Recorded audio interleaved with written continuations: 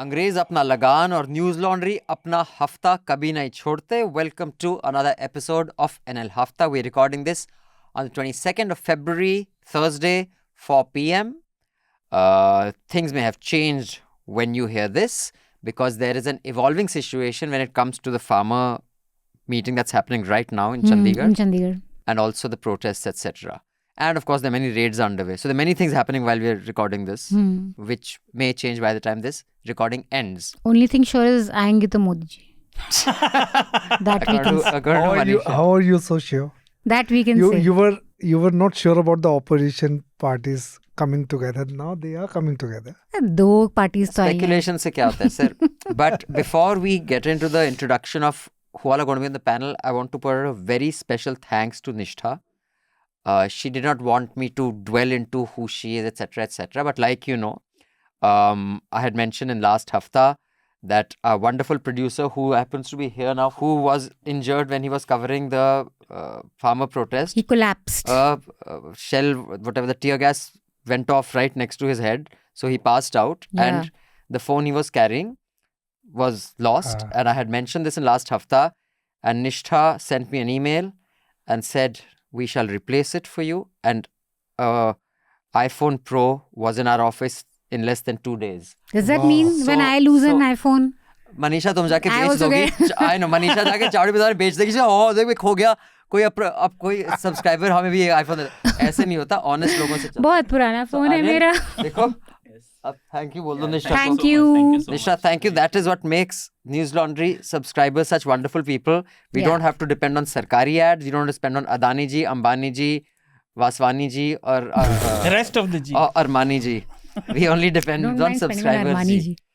So, on that note of thank you, remember, subscribe, pay to keep news free. And going forward in the election, the 4 iPhones we have, we hope we have 5, 8, so that we can send producers in other parts. So if any of you have an old iPhone Pro lying or want to buy a new one and send it, mail me, abhinandansekhri@gmail.com. abhinandansekhri@gmail.com. So we can give one to all these guys who go out. So we have good, high quality video. And as you've seen, a lot more video stories are coming out of News Laundry these days. Yeah. So let's do more of that. abhinandansekhri@gmail.com. If you want to dispose your old machines, old phones, they can be used in changing the country. Did you know that? So, on that note, the panel in the studio today, Manisha Pande. Hello. Shardool. Vanakkam. Raman Kirpal. Hello. And joining us on the phone line, or rather on Zoom from Kolkata, is Monideepa Banerjie. Hi, Monideepa. Hi, nice to be on your show. Yes, good to be back. Before I introduce you, the link to her show in the print, which is Sandeshkhali, is Mamata Banerjee's most dangerous quicksand in 12 years, is in the link below. So you can click on that and read that article of hers. Monideepa, as most of our listeners and viewers will already know, is a veteran journalist. She is based in Kolkata and she is reporting on politics in West Bengal from the Telegraph to NDTV for nearly 3 decades. I know I have watched as long as I've been in the business. So welcome, Monideepa. Thank you. Very kind words, though it makes me feel very, very old.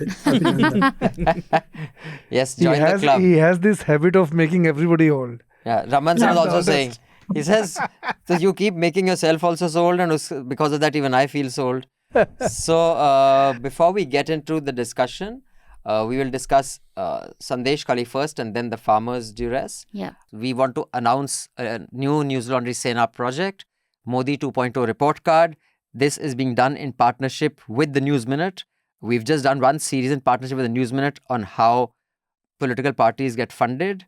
And coincidentally, many of them who give funds have recently been raided as well. So do check out that story. This new NL Sena project will also be in partnership with the News Minute. So the link is below in the show notes. Or you can just go to newslaundry.com and you can see this NL Sena project. We don't take any ads from anyone. All our reportage and journalism is funded by you. So do show the world together that journalism can be completely free of any ads. And these days, so you've seen Bhagwan's ads because LG doesn't pass Delhi ads. So the Punjab ke ads are flooding Delhi. So And surprisingly, along with Yogi and Modi, Bhagwant is everywhere. But Bhagwant ads don't have Kejriwal's picture in most of those ads. Maybe That's what I noticed. But in yesterday's Indian Express ad, which was about UP, the copy was about Uttar Pradesh and Yogi, but the photograph was only Modi. But such is the nature of Sarkari ads. I know. But let's get to the headlines first. Leaders of the ongoing farmers' protest decided to suspend their plan to move towards Delhi for 2 days after a protester died of head injury at Kanori border yesterday. Several farmers were also injured as the Haryana police dropped tear gas shells at the Shambu and Kanori border. The Sanyukt Kisan Morcha is currently in a meeting with the rest of the farmers' union at Chandigarh to discuss further strategy. Congress and allies seem to be finally getting their seat-sharing act together. The Samajwadi Party has announced that it will contest the upcoming Lok Sabha elections in UP on 63 seats out of the 80. Congress will field its candidates on 17 seats. AAP will do a 4:3 in Delhi and get 2 seats in Gujarat and 1 in Haryana. 2 seats in Gujarat is not bad. It's a good deal for them. So it's I mean, unless there's some huge, so in spite of all the media efforts of forget anyone else trying to spike it, the media was trying its hardest to spike that. So even now they are saying Congress humbled. Congress is agreeing to such pathetic terms. 17 is not pathetic. It's not pathetic. It's really good. This is like generous. in Maine Pyar Kiya na, when that sidekick of, I mean, I don't know what that actor's name is. All I know is that in Mahabharat, he played the guy who closed the Chakravyuh. Deep Dhillon. Probably Deep Dhillon was, no, as in He was playing Jayadrat. Jayadrat, yeah. Yes, Deep Dhillon. Deep Dhillon. So Deep Dhillon is the truck driver and his sidekick wanted to fight Salman. Boss, ये तो तुम्हारी insult हो गई. ये तो तुम्हारी insult. So when any seat sharing happens, all these sidekicks of pride, ये तो insult हो गई boss तुम्हारी. Kharge, I must say, is a very smooth operator. Yeah. His team, huh? At this Now, age, with the way, I Rahul mean, finding his soul in the yatra, I'm guessing it's Kharge who's he's managed to do all pretty- that. it's pretty successful Kharge has done guy. this, correct. so far. Sandeshkhali, a village 75 kilometers away from Calcutta, has been gripped by protests by women who have levelled allegations of sexual assault and land grabbing against TMC leader Shahjahan Sheikh and his aides. The National Human Rights Commission has sent a notice to West Bengal government and the state's police chief over reports alleging unabated human rights violation. On Monday, Republic Bangla journalist Shantu Pan was also arrested there on allegations of trespassing and outraging the modesty of women. Editors Guild of India described Pan's detainment as worrisome. He was granted bail today by the Calcutta High Court. In all of this, a Sikh IPS officer deputed in West Bengal's Dhamakali village was allegedly called Khalistani by BJP protesters. There's a huge furor over it. And they are claiming no such thing happened. A video has been released by the Bengal police saying that here is when it was called. Well, you can clearly see his reaction saying don't. I mean, no, he's also the clearly audio responding. is there. I mean, you Yeah, can hear yeah, Khalistan. Audio is there. I mean, you can't say who said Which it. is but shocking because this is not something that you'd hear in Calcutta or West Bengal. This is not the kind of thing that goes around. So But many that Sikh is- businessmen, so much. This is what you expect now when you play the politics of polarization. Yeah, and So this is what is going stereotyping. to happen. There is another part to this. When your It's so political brief... hurtful, actually. hurtful. And I don't know Very why hurtful. they're doing this with a community which is largely, I mean, there's just no friction there. And with Sikhs. he is an IPS officer. Yes, ACB. He's a An big. ACP. I mean, he passed that national exam. For everybody aspire for. Sir, so Shant Sinha is a primetime anchor. Sudhir Chaudhary is a primetime anchor. So it doesn't matter who's who. We are in a world where kuch bhi chalega. Like, there is another aspect to this. When your political brief has become which messages come from Delhi to on WhatsApp, but the point is that you lose your footing on the ground and you just parrot away the points. The Supreme Court on Tuesday quashed and set aside the result of the January 30th mayoral polls for the Chandigarh Municipal Corporation, in which the presiding officer had named BJP's Manoj Sonkar as the winner. And in The declared counting happened in CGI. Yeah. today, they also said that dobara they counted again. Imagine because now the three AAP guys who had flipped that they'll be saying, "Ab hum kahan ke?" Like, now what is our ये status? mayoral polls के लिए करा इतना कुछ Can यार you इन्होंने imagine? मतलब But what I find shocking is that how primetime anchors, one would assume they'd be thrilled at this. Yes. And that night, there was not a single. I could not recognize a single spokesperson. Like usually when they have these primetime cockfights or debates, as some want to given them some sort of respectability. They are the usual BJP faces, and there was not one BJP spokesperson. Yes. Not even the proxies. BJP has some standard proxies. Some of them have sat with us here also. Even they weren't there. Yeah. There's some new random people because they said, "Yaar, ye to humse bhi na defend hoga." Anchors they were like, "Very not. Hum hai na." And the faces of anchors, like I generally stay away from TV like for over 20 years now, but like the faces were, I wanted to see the reaction.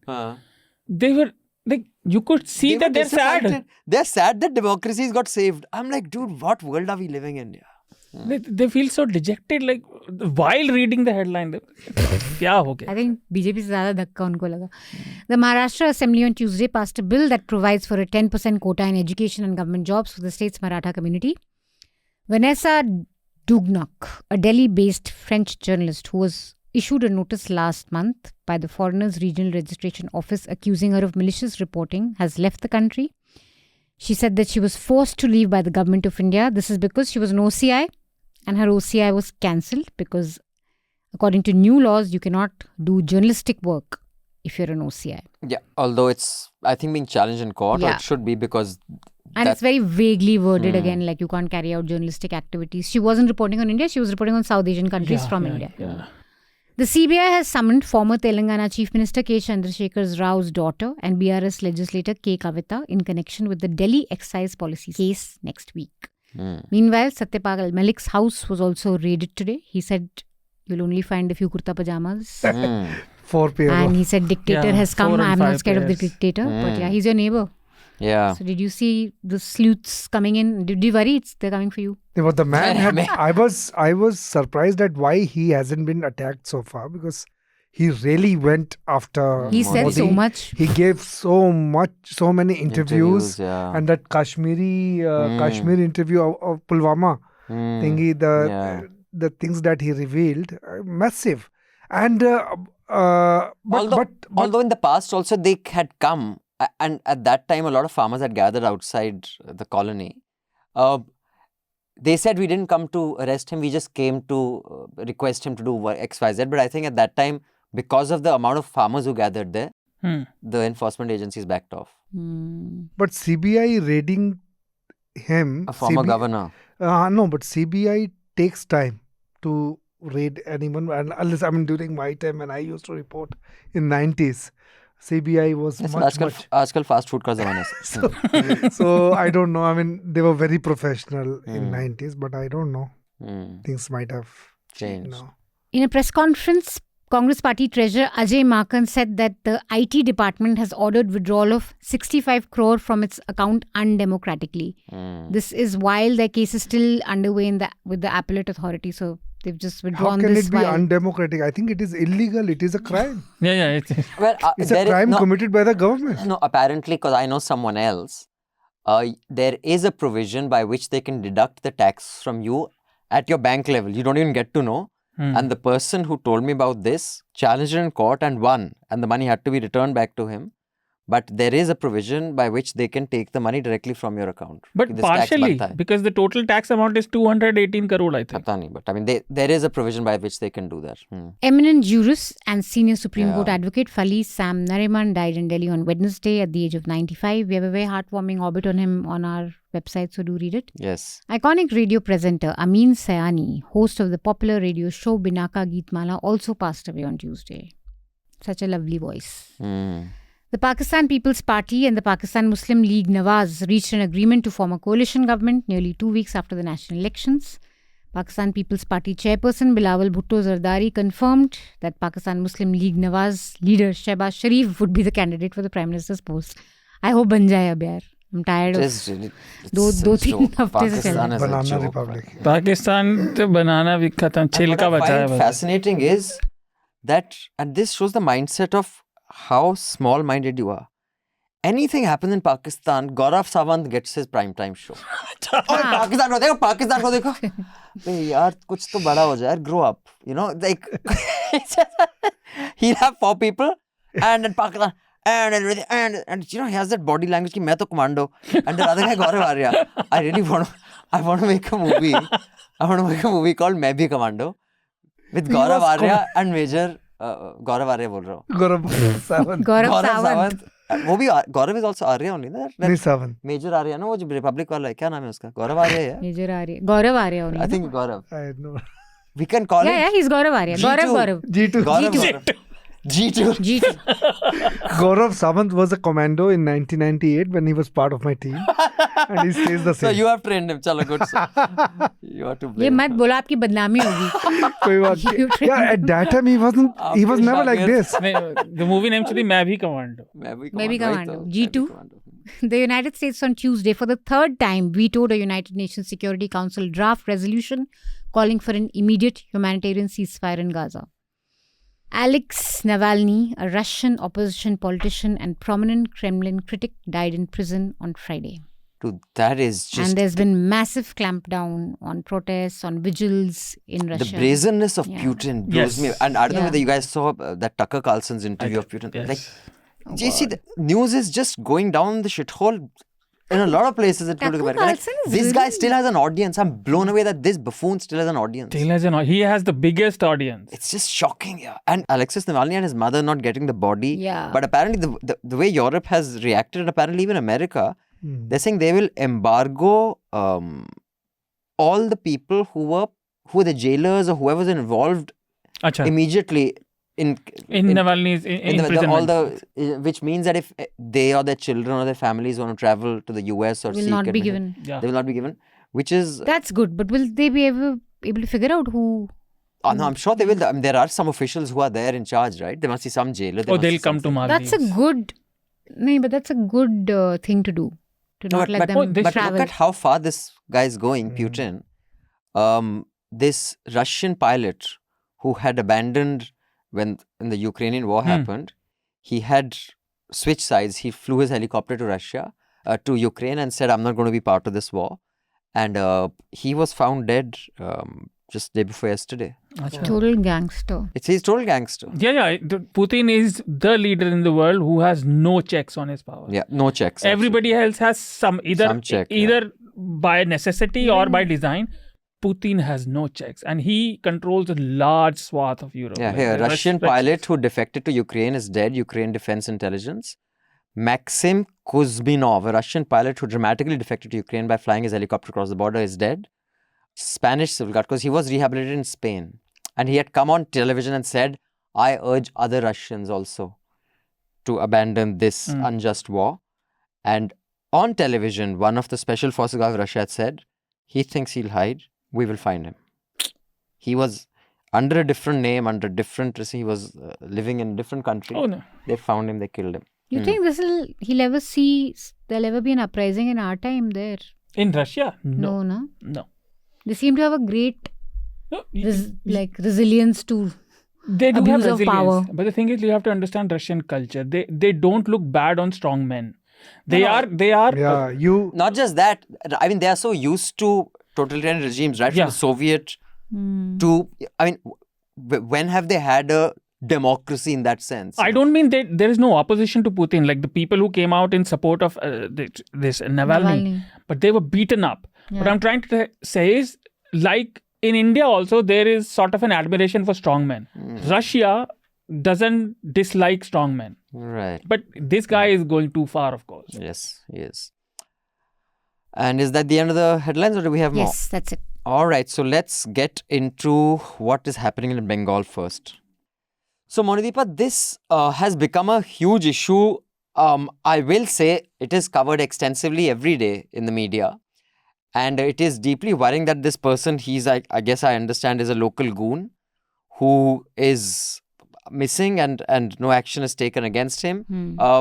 The nature... Shahjahan Sheikh. But the nature of allegations has kind of changed in the last 2 to 3 weeks. I've noticed from, being accused of inappropriate behavior to exploitation to rape. And then I saw one particular anchor saying gang rape. But the police says that there has been no complaint of rape filed with us. And, opposition says the police doesn't, it's a state police. Why is this such a huge political event? And why is this man, why does he have so much clout? Well, that's a good question. At this moment, to start with your last bit first, he seems to have become a superhuman being, actually.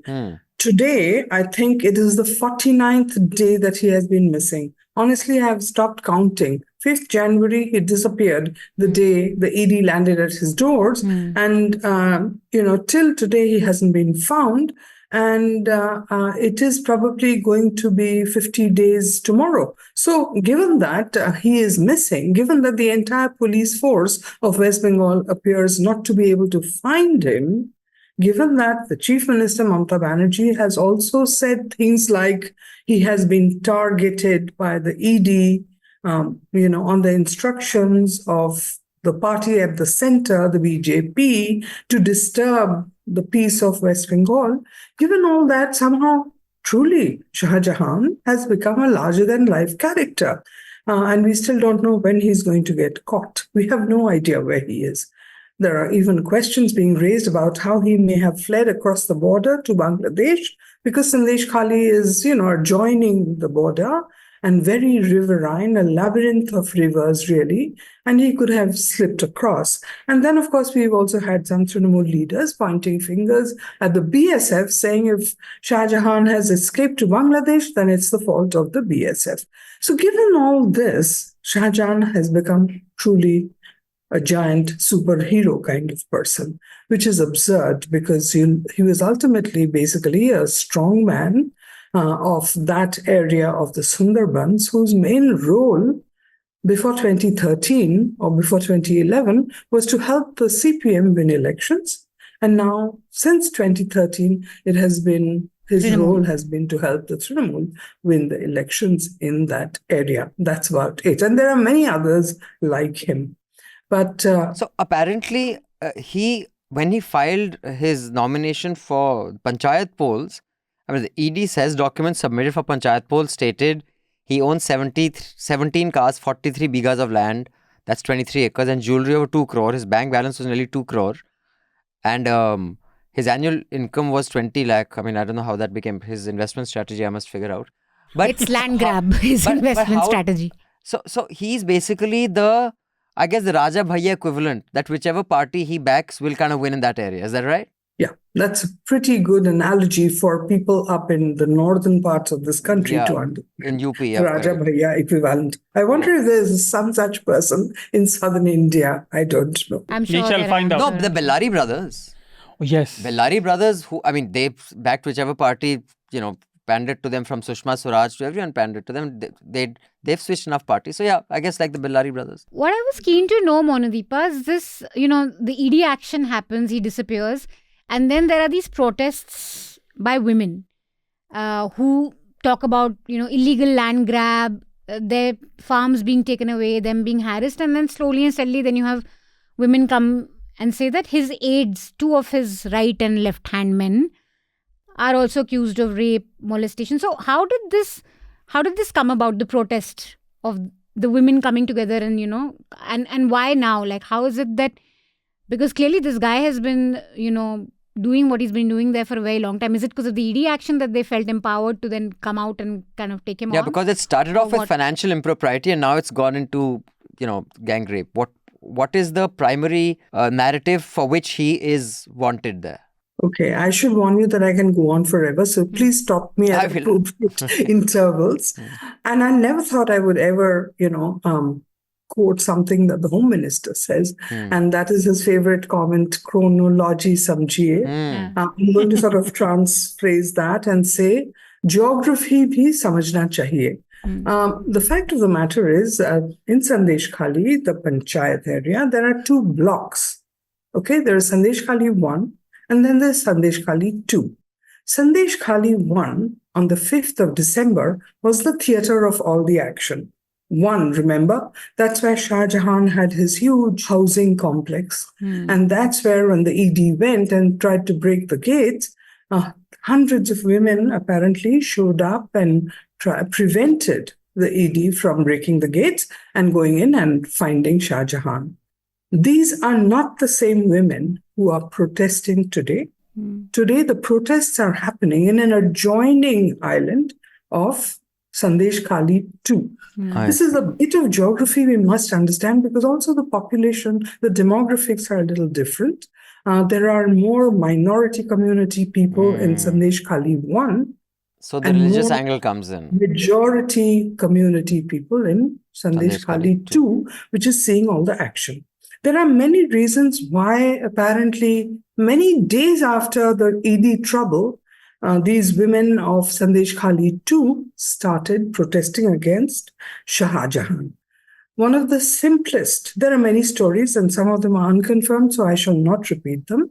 But the simplest explanation that the women have been given is that Shahjahan, on the 8th of February, I think, was missing for more than a month. And somehow the women there came to feel that maybe finally he has disappeared for good and he cannot come back without immediately getting arrested. And that is what apparently prompted them to raise their voices in protest and take it further, go and attack the properties of two of Shahjahan's stooges or goons who had made their life very, very difficult. And that is that chap Uttam and Prasad.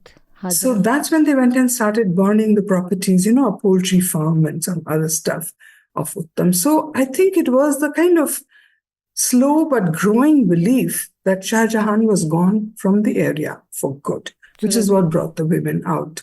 That reassurance was just not there. Also, eventually, Shahjahan disappeared, but his two comrades were very much there.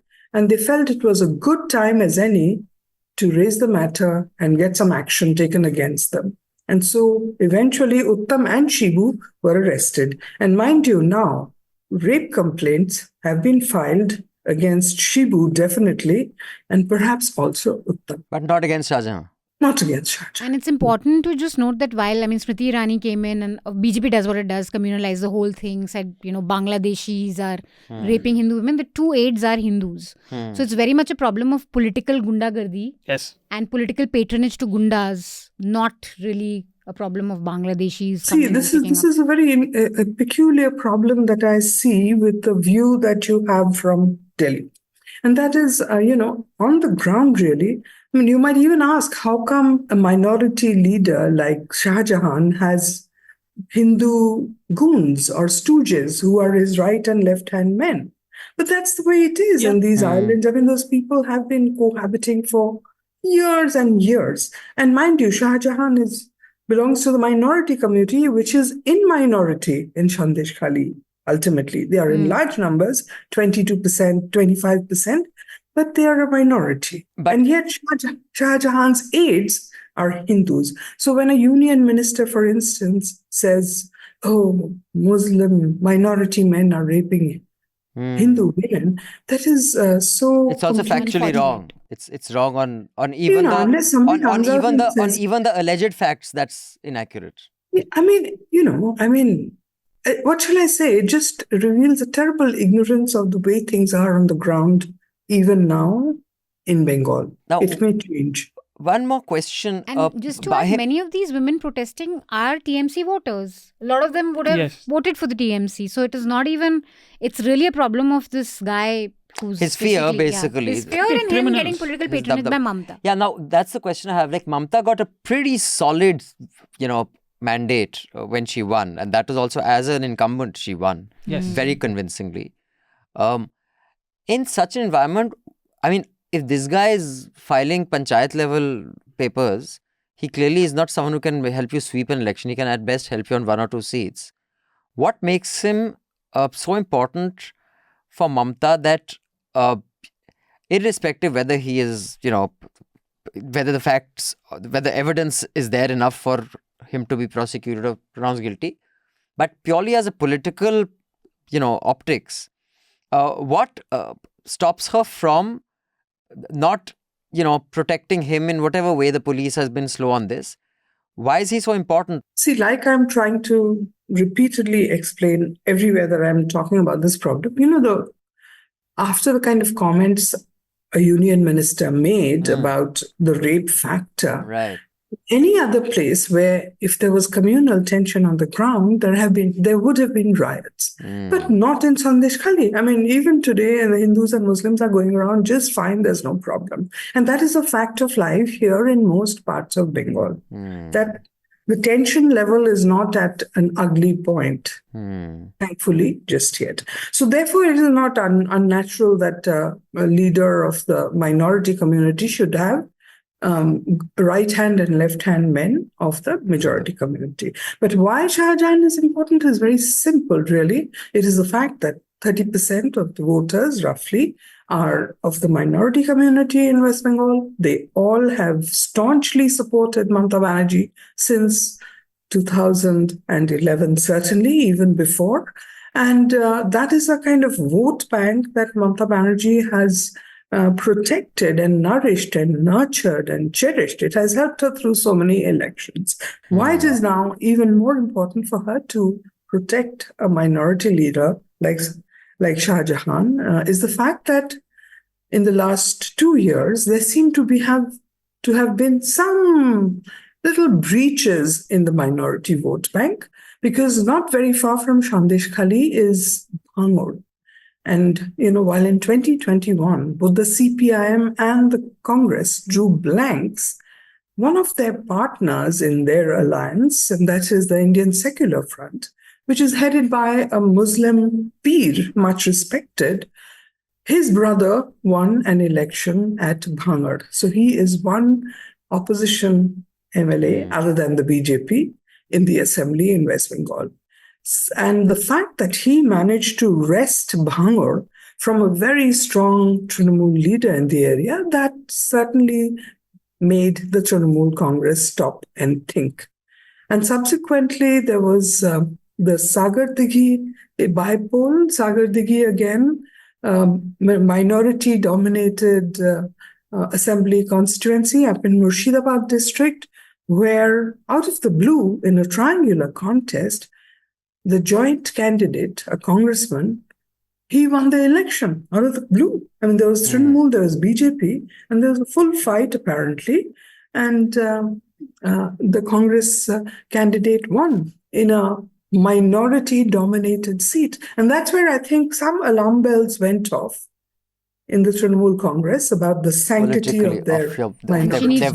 Which is why there's no way Mamata can risk giving up somebody like Shahjahan. Right. So let me open this out to the panel. What makes you think, and I know that this is something that sometimes even I've wondered, geographically, Bengal is not so far from Delhi, as is the Kerala or yes. But yet, stuff that happens in Bengal has to reach a critical point for it to become a national story. And this I've seen over time, even with Shingur and stuff. Once it becomes a critical mass, then it becomes a national story. Whereas in other states, it doesn't have to reach that critical mass. Why do you think that is? I have a theory. You have a theory? I wrote it down. Ironically, BJP is showing us why you need a proper opposition everywhere. Because until you have some representative of the opposition... So you're saying Bengal has never had a strong opposition? Yes. Not from the communist times to now? I mean, look at it. Until and unless it reaches a critical mass, people don't get to know about it.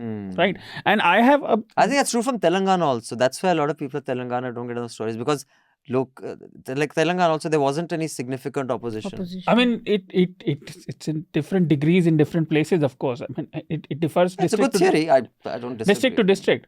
I mean, like BJP is trying to gain a foothold, and people see that we have someone to, no matter what their reason is, someone to push us ahead. So they do it. I have a bit of different approach to this before anybody comes in. Like Mamata made statements, which I mentioned in last week's Charcha, that there are RSS bunkers and all. So, and now the things have come out. The most problematic for me, the allegation is, they were sort of performing some kind of prima nocta. Like after wedding, they used to get 3 women. Any person who gets married, they used to get their wife and, exploit them. This is extremely disturbing. This was an allegation. This is an allegation. On record, I've read reports on it. And if Chief Minister is saying this, so what is it? Believe all women until and unless they are opposing the opposition.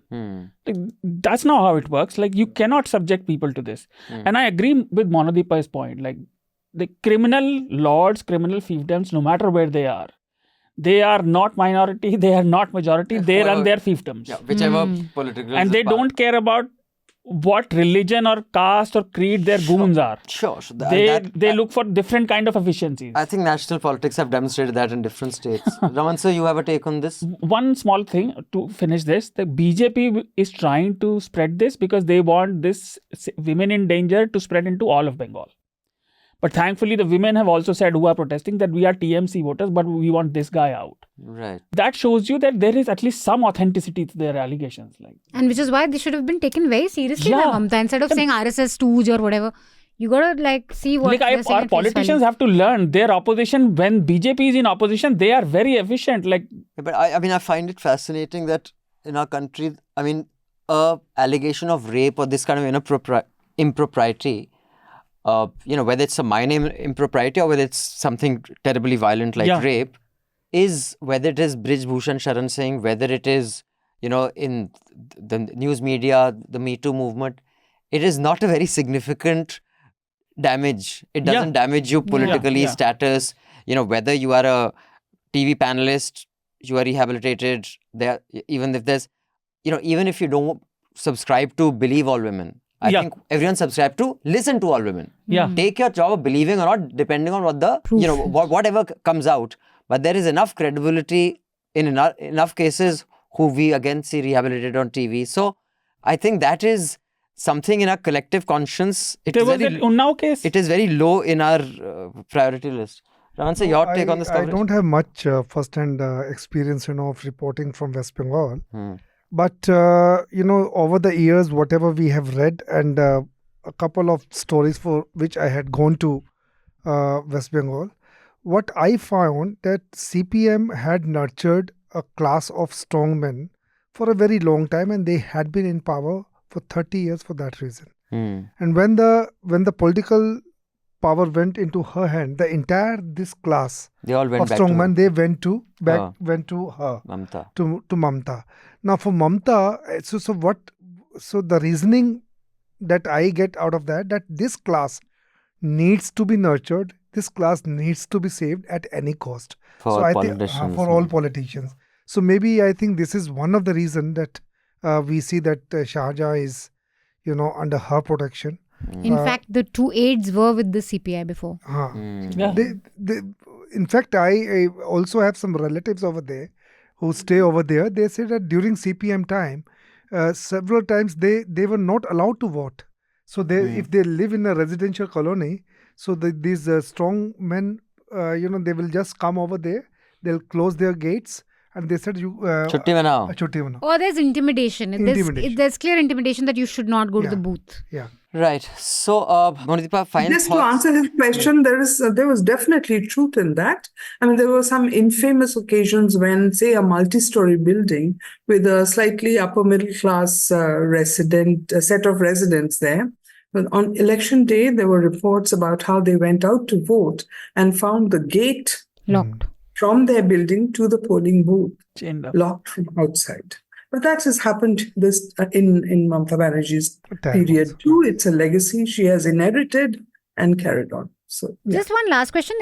How serious is this thing going to be for her in terms of upcoming elections, 2024? Manisha, I was just going to put that also. I'll put that in context of your colleague's question. That, until somebody like the BJP comes along and raises it, the role of the opposition, no question that, the opposition, a strong opposition is very, very important in any state. And I've seen this state with very weak oppositions for most of my career. However, I have also seen some of the strongest opposition leaders possible in the country, and that is Mamata Banerjee. And I sometimes close my eyes and think that if something like Sandeshkhali happened during the left regime, what would Mamata Banerjee have done? She would have gone and set up camp over there and set up court over there. And that is a very big problem with the BJP. They have been making efforts to go to Sandeshkhali, and just like the left stopped Mamata from going to, say, Nandigram, Similarly, Mamta is now stopping the BJP, and they are being smart. They are taking recourse in court orders and finally making it to the spot. But I don't know why they are even coming away. Mamta Banerjee would have started living over there till police took action, till Shahjahan was caught, or something like that. And that is a qualitative difference in the kind of opposition she gave to the CPM and the kind of opposition the BJP is giving to her. The opposition strategy and its performance still seems scattered, and they need the Prime Minister to come down, apparently on the 6th of March, to really lend their opposition muscle. True. What we're seeing is a dilution. Suddenly, somebody allegedly calls a cop a Khalistani. It's just completely... Somehow there is a lack of a focus. Or at least, we have seen the best at opposition, which is Mamta Banerjee. Yeah. And let's say the BJP has still got a long way to go before they reach that pitch that will upset. Also, I don't see that happening in Modi's time, because it is so central heavy.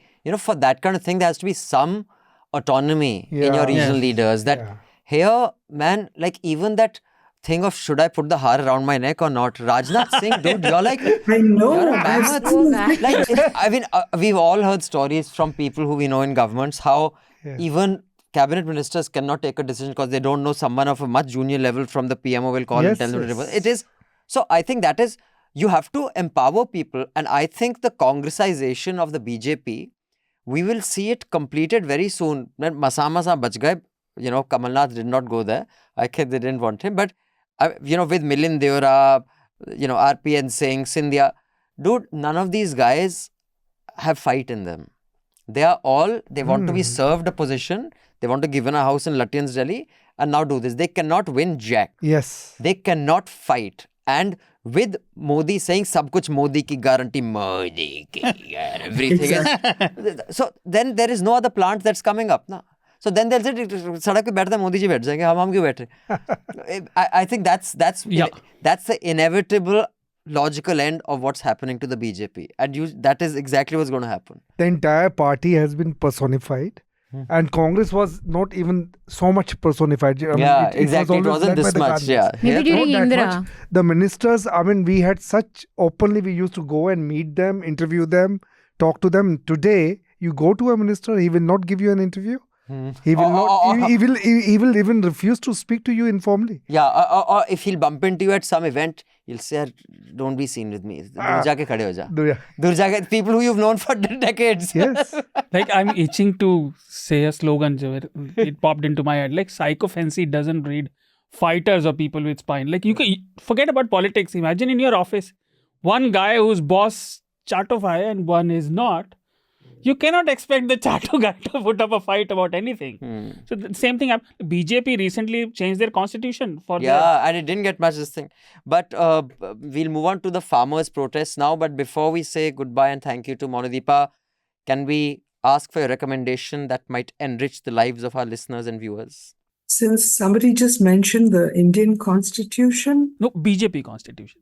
The BJP Constitution. Oh, well. But close. Kind of close. Given that changes in Constitution, the proposal is in the air. I read Argho Sengupta's colonial Constitution the other day, and I really think it's a very interesting read because there's so much we don't know about it. And also, it sort of gave me a great insight into what the BJP may have planned for us long term. So it's a good book to read and watch out for developments on that front. A colonial constitution that needs to be tweaked seriously, if not changed. Right. Thank you so much, Monideepa. We look forward to more of your pieces, and thank you for making the time and joining us. Thank you. Thank you. Bye-bye. Bye-bye. Before we move on to the agrarian crisis, just wanted to ask the panel, what do you make of this seat sharing that has, happened so quickly between Congress and AAP and Samajwadi Party? Because now Akhilesh is also going to join the Yatra. AAP and Congress Akhilesh was very upset during the MP election because they made his guys wait. They were very disrespectful. So yeah, he seems to have quickly patched up or put it behind. I think there's a realization among them that this is really a do or die election. So we need to figure this out. And why do you think Kamal Nath didn't defect? You think there was this lovely meme that Was I he saw. There's wanted? this meme of this protester. It's, I think, an old protest and college protest. The Sun protesters got up and there's that yellow, those police barricades, and the protesters are pushing him on that side and the police is pushing him back on the protesters' side. So someone had said, Congress, BJP, Kamal Nath. Tum rakho, nahi tum rakho. What do you think? You think the BJP said, no, we don't want him? No, Kamal Nath, if he How defects, credible were there's those nothing for him. rumors, firstly? If he defects, but yes, his son defects. His son still has a Well, political I'd say career. they were credible enough because if they weren't, he'd come out and deny it at once, no? Even when he No, came in but front what of if the he media. was just spreading them himself, that I'm wanted there? So that, no, acha like that. Uh-huh. Oh, then he must be considering it now. Why would he even spread that rumor? But I just think Milind Devra, Kamal Nath, everyone. Also, Scindia would have protested, yaar. He would have said, "Fir se I have to now." I Yet think again I have to I think deal a with it. party where Rajnath Singh is hesitant about whether the mala should be around his neck or... Scindia has no say. I don't think He can't Scindia will put think up. of protesting anyway. But it would have been quite comical for him to be back with Kamal Nath. Now, before we move on, just want to request everybody to subscribe and pay to keep news free. As you know, News Minute and Newslaundry are doing many reports together. There is a new NL Sena project out there. In fact, there are two NL Sena projects out there. We don't take any ads. And as elections get closer, you've seen on radio, Modi ki guarantee. Terrible mimicry, yaar. This is my mimicry. it's really bad. But that ad is, you flip any channel, every front page ad is a political ad. On television, it's full of political ads. Now, with all these ads, if you still think you're getting public interest journalism, in that case, do this. And your hair will remain black. Your hearing will remain sound. and you'll get abs. So that's what You'll get abs that's what too. you do. You'll get huh? abs. If you believe that, they'll believe anything. But if you don't believe that Sarkari ads can give you public interest journalism, do subscribe to Newslaundry and pay to keep news free. With that thought, let's move to the farmers' agitation. But yeah, you have something to say? About the opposition thing. In my opinion, they should have done this long ago. If What, this? No, Okay, no, the seat sharing. Oh, I thought rubbing your nails with each other. Rubbing your nails, I have no clue. This is the first time I'm hearing this. This is a very famous thing. What are you saying? No. I used to do it a lot. This one, I am what's trying his to name? be funny. Ramdev. Ramdev. I'm trying to be you funny. never heard. that Acha, we thought you actually hadn't heard it. But Ramdev, I saw one thing. He's saying, yahan gud pakdo, yahan chini pakdo. And dekho, I can put this arm down because sugar has no power. I can't push this arm down because it has good. Huh? I was What? like, dude, this is like it's anyway. Like, I'm immune to this bullshit, probably. But so, I don't even watch him. But my initial point was that they should have done this long ago. If it took this much defection within the India bloc for them to divide the seats, I have no hope. Like, especially when your opponent is, much more powerful than you, then you have to be agile and quick on your decision making, at least, if nothing else. No, if the interest of the politicians as a body get hurt, that's the time when they become one. They make a flock and they become part of the flock and they share seats. I mean, that is the main thing. Yes. So, on that note, joining us from Mohali, his hometown, is, many of you already know, agricultural scientist Devinder Sharma. Welcome, Mr. Sharma. Thank you very much. I'm so delighted to be amongst some of the brightest stars of journalism. I admire you. Are you sitting in the Times Now studio? No, I would never do that. But I really like Newslaundry. Whenever I get time, I do go back to see what you guys are saying, and I think it is very fascinating to be here with you. Thank you so Thank much. you so sir. much. Most of our audience already knows Mr. Sharma, but for those of you who are joining us new, because a lot of youngsters, by the way, I'm very thrilled. So many new students are becoming subscribers. I must say, you guys are a lot smarter than I was. I was only forced to start working at India Today because my sister didn't want me hanging out with the badmashes of North Campus. So very reluctantly, I was sent in the India Today office to do research kar college se jata nahi. But voluntarily, so many students are becoming subscribers. Thank you. I'm extremely proud of all of you. So, Devinder Sharma is an agricultural scientist. He's an award-winning journalist, writer, a researcher. He is well known for his views on food and trade policy. He has, in fact, articulated some of the most informed views on the agrarian crisis, not just in the context of what is happening right now at the borders of Delhi, but if you've been following this issue for the last decade or two, you would definitely know who Devinder Sharma is. He's been a visiting fellow to the International Rice Research Institute in the Philippines, and he was awarded the honorary degree of Professor at Large by the CSK Himachal Pradesh Agricultural University. His interview on the farmers' MSP demands in the Indian Express is there in the links. It's there in the show notes. You can click on it and you can even read that. One of our videos also that spoke at length with farmers on the MSP show also had Devinder Sharma talking to Basant. Yes. So let's start with this. I mean, last week also we discussed the farmers' protest and there was a lot of violence. One farmer has died, a very young man of I think 24 and 21, two different news sources that I saw. One put him at 24, one at 21. The Haryana police denies that this happened because of their action. Earlier, there was a denial that it happened at all. Now there is some sort of a corroboration of this one young man lost his life. No one is yet willing to commit that was it a gunshot, was it a head impact, how it was. But Bhagwant Mann has said that there will be serious action against the person. But if it's the police, agency. I mean, I wonder what Bhagwant Mann can do. But it's reached that kind of crisis point. There is a meeting underway right now, not very far from where Mr. Sharma is joining us from in Mohali. That's happening in Chandigarh. Yeah. So, Mr. Sharma, you've seen all the conversations around this. Of course, a lot of the conversation also gets derailed into someone calling someone a Khalistani, and it became this anti-India. Rich farmers, Punjab farmers. It gets into this loop. The one new element that has emerged is that Punjab farmers will get an MSP, other states won't. What is the logic behind that offer? Apparently, that offer was on the table, if at all that's on the table. And what more can you tell us as the main issues that can actually be solved and which you think objectively cannot really be solved in the short run? Well, I think before we look into the MSP offer that you talked about, it is important to first understand the kind of distress that prevails in the farming sector. And I think once we are familiar or are aware of how severe the crisis is, I think lots of our thinking falls into place. For several decades now that at least I have been looking at agriculture, I find the biggest crisis that farmers face is a crisis of survival. And when I say a crisis of survival, I think we have not perhaps realized in that sense that the average income from farming, when I say average income from farming, what I'm saying is that I don't include the non-farm activities, is only 27 rupees per day. Now, 27 rupees per day should tell us why are farmers agitated and why farmers feel that this is perhaps an opportunity for them to seek their right and fight for their right.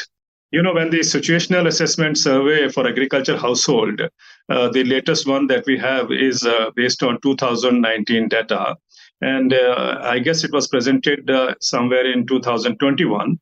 It tells us that the average income of a farming family in India is 10,218 rupees per month. Now, 10,000 rupees per month, this is for an agriculture household, which means somebody may be working as a Manrega, for a job, and somebody may be having a shop in the village and so on. But, 10,000 rupees for an agriculture household, I think tells you all that agriculture is at the bottom of the pyramid in this country. Sure. And in fact, if you work it out, you will find that this is less than what the Manrega worker gets.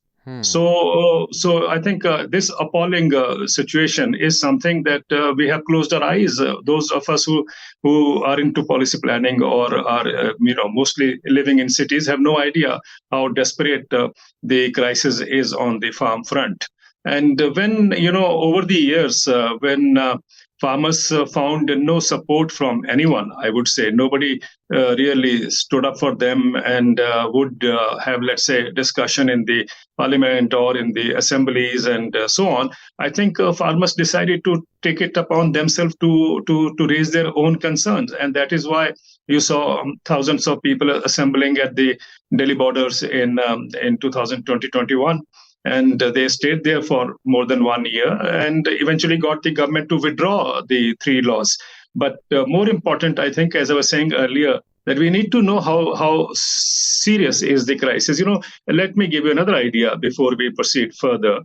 That OECD, the Organization for Economic Cooperation and Development, which is the world's richest trading bloc, had in a study some years back presented a data which was shocking.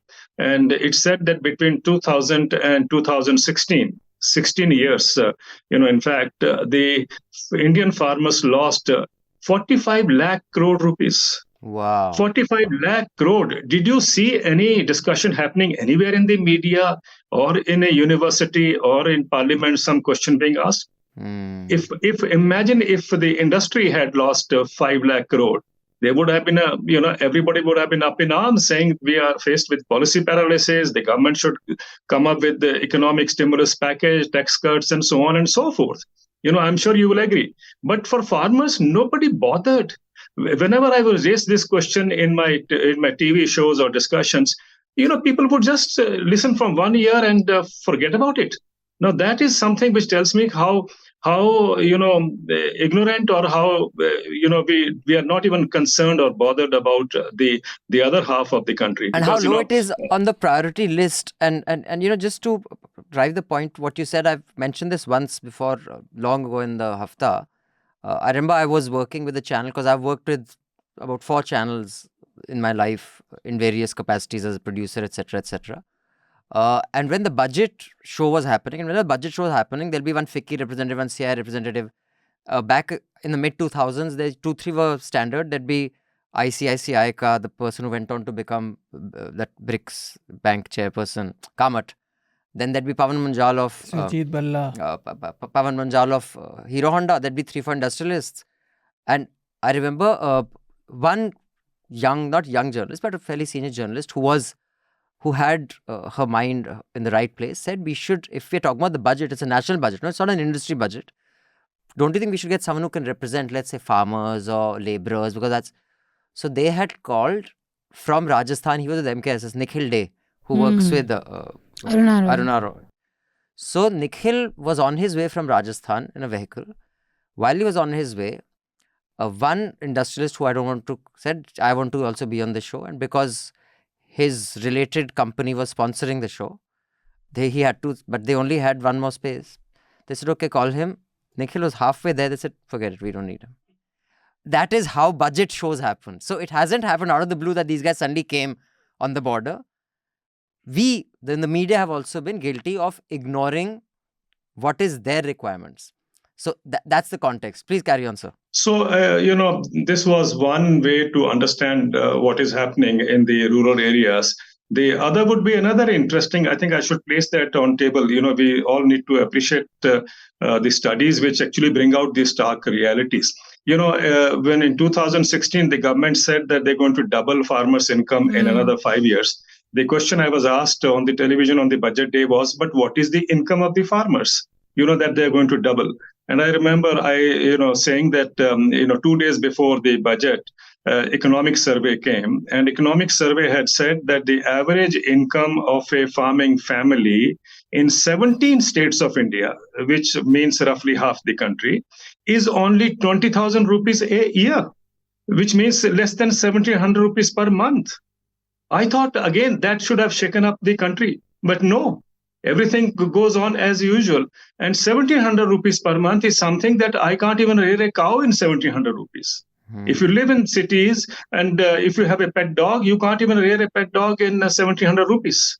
But imagine how the farming families have been surviving in just 1,700 rupees across the country. I would say half the country when I say. So I think it gives you a picture how serious and severe is the farm crisis, and how we have just pushed it out from our view. And this reminds me of a blockbuster, a book that I always respected, Susan George, saying How the Other Half Lives. I think that is what this depicts, right? In a country like India, we are not even concerned about the other half. And anyway, so this, I think, would give you a bigger picture, a broader picture of why the farmers are agitated, the way they are now. Now, after this, others can come in with their comments or questions, but I had this one question. Mr. Sharma, what is so unique about farming that the world over, it has to be subsidized or at least underwritten? That's true for the US. It is one of the most, in fact, there is a pushback by, so-called the urban working class that, they are given anything that they want. Farmers cannot be messed with. They want free trade for everything else. Now, of course, protectionism is, become trendy. But even when the Washington consensus of free markets, free trade being the mainstay, the main narrative, even then, US farmers were protected like really doggedly. The Spanish farmers are protesting as we speak. What is it about farming that every country in almost every economy in the world, which is a functioning economy, I don't mean like, a Pakistan or something, economy that isn't really functioning. Why is it that the farmers have to be watched out for so carefully? What is it so unique about farming? Is it a high-risk business? Is it a business that is not viable? Is it a business people are not leaving when they should be leaving it? What makes it so unique? I think it is very, very, I would say, wanting for everyone to understand why is it that farmers everywhere in the world are crying and farmers everywhere in the world are in a crisis. When you talked of America, how much they are subsidized and so on. And if you look at Europe now, and of course, about India, the point is that the economic design that the world has cast is based on markets, free markets. Now, free markets everywhere in the world, I have repeatedly said, have failed to enhance farmers' income. If you look at America, look at European Union or India or the Southeast Asia, this has been the situation everywhere. Now, the point is that economists still haven't learned any lesson. So they go on saying that, okay, if you are in crisis, we should provide incentives or budgetary support to see that happens. Your losses are covered. Now, when in America, I recall a period when Richard Nixon was the president, and that's in the early 70s. His agriculture secretary had made that infamous statement saying, "Get big or get out." Now, that was a statement which pushed people out from agriculture in America. And today, at that particular time, 15% of the people were in agriculture. Today, hardly 1.5% people remain in agriculture in America. Now, this is what the other institutes had also recommended to India. Move up or move out. That is what is the suggestion for India. And, so what I'm trying to say is all over the world, this is the kind of a design that we have cast. So we want to move people out of agriculture into the urban area because our thinking is that your economic growth will only go up if you have lesser people in agriculture. Now, the point is that markets, as I was illustrating about, let's say, America, in 2020, when Donald Trump was fighting elections, at that particular time, American farmers were indebted with $425 billion. That was the kind of bankruptcy it faced, the sector was facing. And if you see even today, America provides the suicide rate in rural America is 3.5 times more than the national average. It tells you how devastated the American agriculture also is. And if you just look at how American agriculture is supported, every farmer in America gets a subsidy support or domestic support, they call it, of roughly about 80 lakh rupees per year. And they also protect their market from foreign agricultural all goods. Those factors are included. Not only protection, they get a lot of incentives to push their market, to see that, you can go and open up the country's economy and so on and so forth. All these kinds of, support is already there. Just in case of wheat, there was a study which showed that there were 40 kinds of different, projects or programs under which subsidies were being given there. So all I'm trying to say is with this kind of massive support, the markets haven't given farmers income. It is the support that the government comes up with that sustains agriculture. Now, if you look at European Union, 16 countries have faced a farmers' protest in the last few weeks. And we know German farmers, French farmers protesting in such a aggressive way this year that, they didn't follow the kind of a convoy kind of approach, tractors marching in one lane. This time they were as rude as you normally don't expect them, but they were. And they sprayed manure on the office buildings and, all those kinds of things. As you know, they also stopped the highways. They also stopped the railways. And they didn't only do it in Berlin, but they did it in most of the bigger cities in Germany. And yet the German president said that farmers have the right to protest, and we did not see a kind of a police repercussion or reaction the way we are seeing in India. Similarly, in France said that French farmers said we are going to siege around Paris, and they did it. And so on, farmers protested outside the European Commission in Brussels, and through all kinds of things at the building. But the point I'm trying to make is they were everywhere,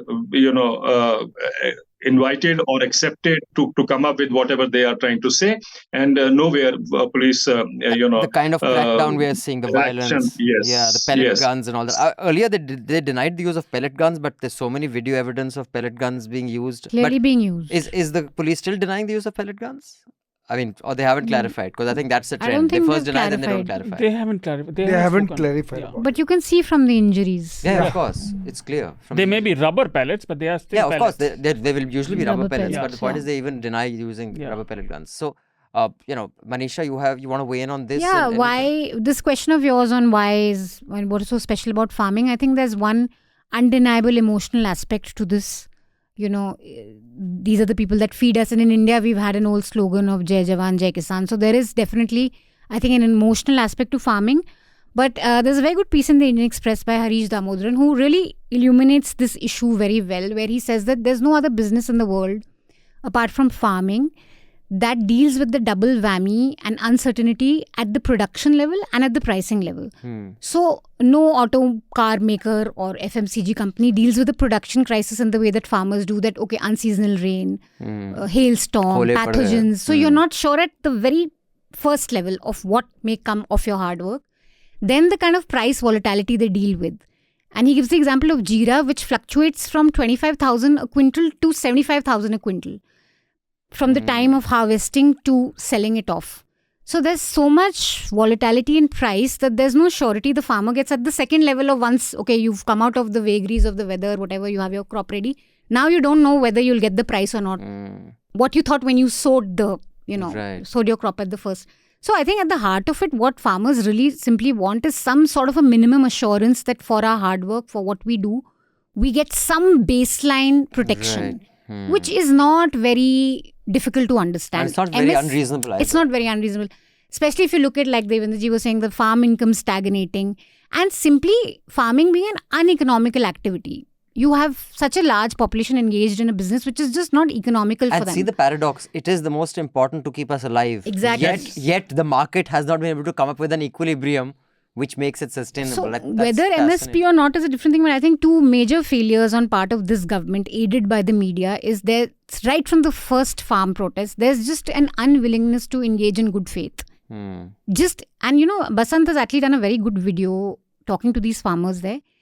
अगर फसलों में MSP मिल जाएगी, एक जो बहुत ज़्यादा ज़रूरत है खेती में डाइवर्सिफिकेशन की, किसानों को धान से बाहर निकालने की, MSP मिलेगी, किसान बाजरा बोएगा, किसान मूंग बोएगा, किसान अपना मूंगफली बोएगा, किसान सरसों बोएगा. अब किसान बोता क्यों नहीं है?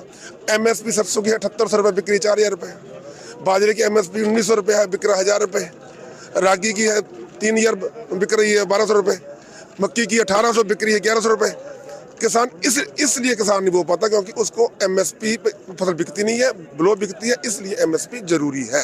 They have very reasonable explanations for what they want. You may not agree with them. You may have an economic view which says, no, you cannot tamper with the market, so you need supply and demand to work the way they do.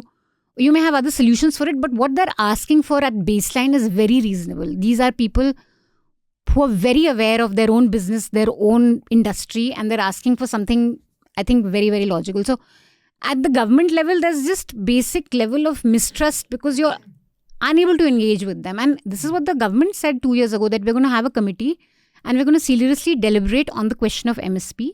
But you don't have any representative from the farming community on that. Like Devinder was saying, this whole thing of doubling incomes, nothing has happened of it despite such low level of income. So you don't want to just engage in good faith. And of course, add to that, we know this from media rhetoric, how their spokespersons come and say Khalistani, Khalistani.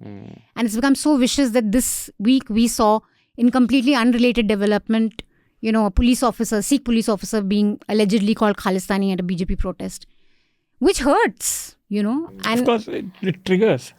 And this is a community that has so much representation in the army, so much representation in the police, in businesses, in the farming community. So I think that more than you can have different economic outlooks on this issue, but I think there's an unmistakable problem of not engaging in good faith and this thing of not allowing protests. I mean, you're digging that up... That obsession. That is nuts. That is just a Modi Shah obsession. Like he said, it's happening all over the world. Where do you see, nails being driven in, pellet guns being used, complete blockade of the road, and they're saying कि भाई you've made it into a border. ये तो तुमने सरहद बना दी है कि we can't cross. I think there's a politics about it. I mean, they want to create a narrative that these are the rich farmers who come from Punjab. They are different from the rest of the farmers.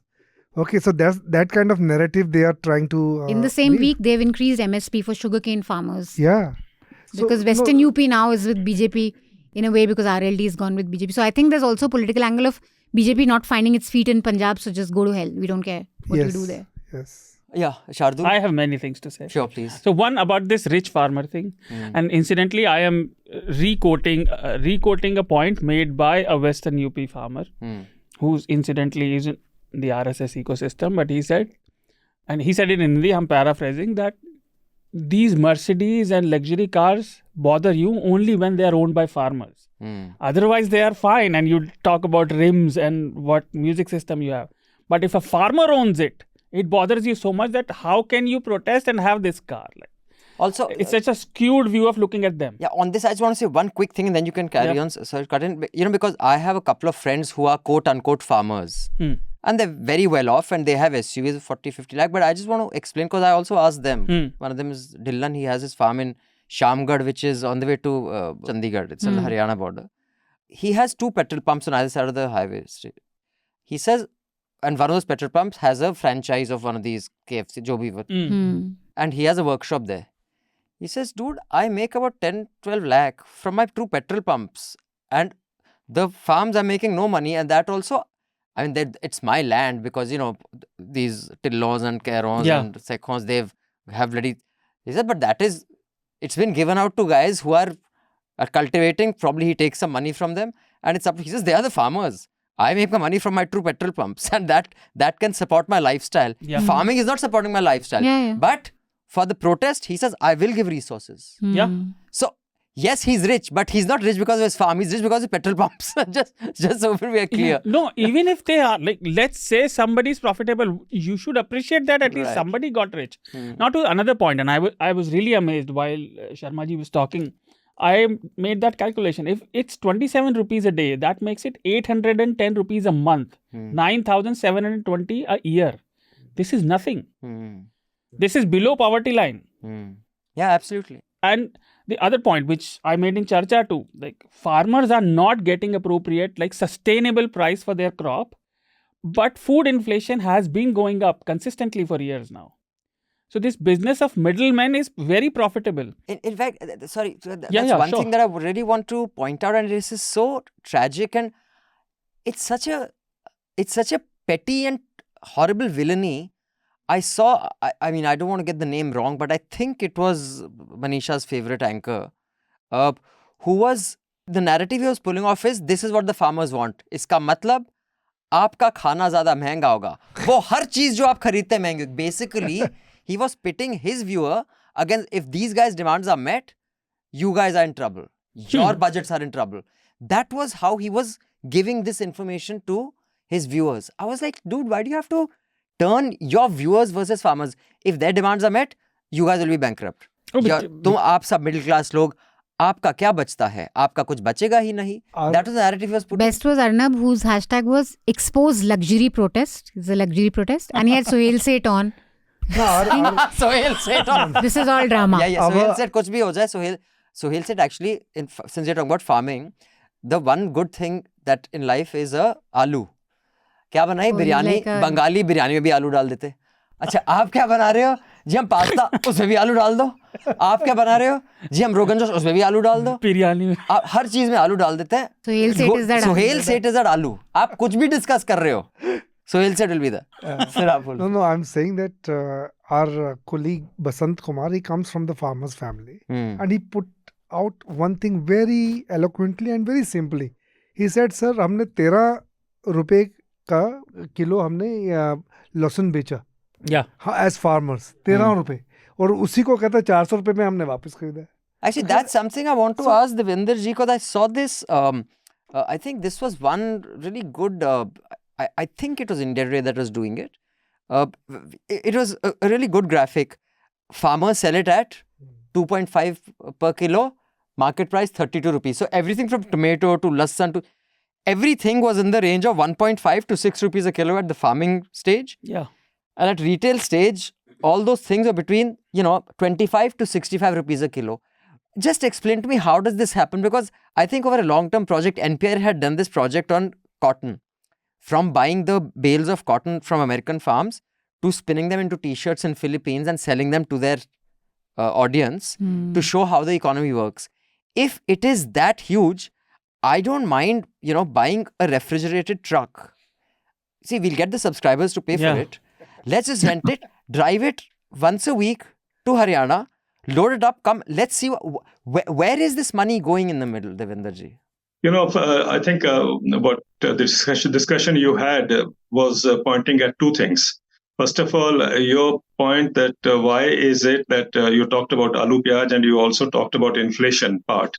Let me ask you a question, and that perhaps goes back to that point I raised earlier, that there is the economic design is something that we have to understand first to see why there is a crisis in agriculture. It is basically the macroeconomic design which is keeping agriculture impoverished. And I have often said that we have deliberately kept agriculture impoverished. Now, let me explain. We are going to be a 5 trillion economy.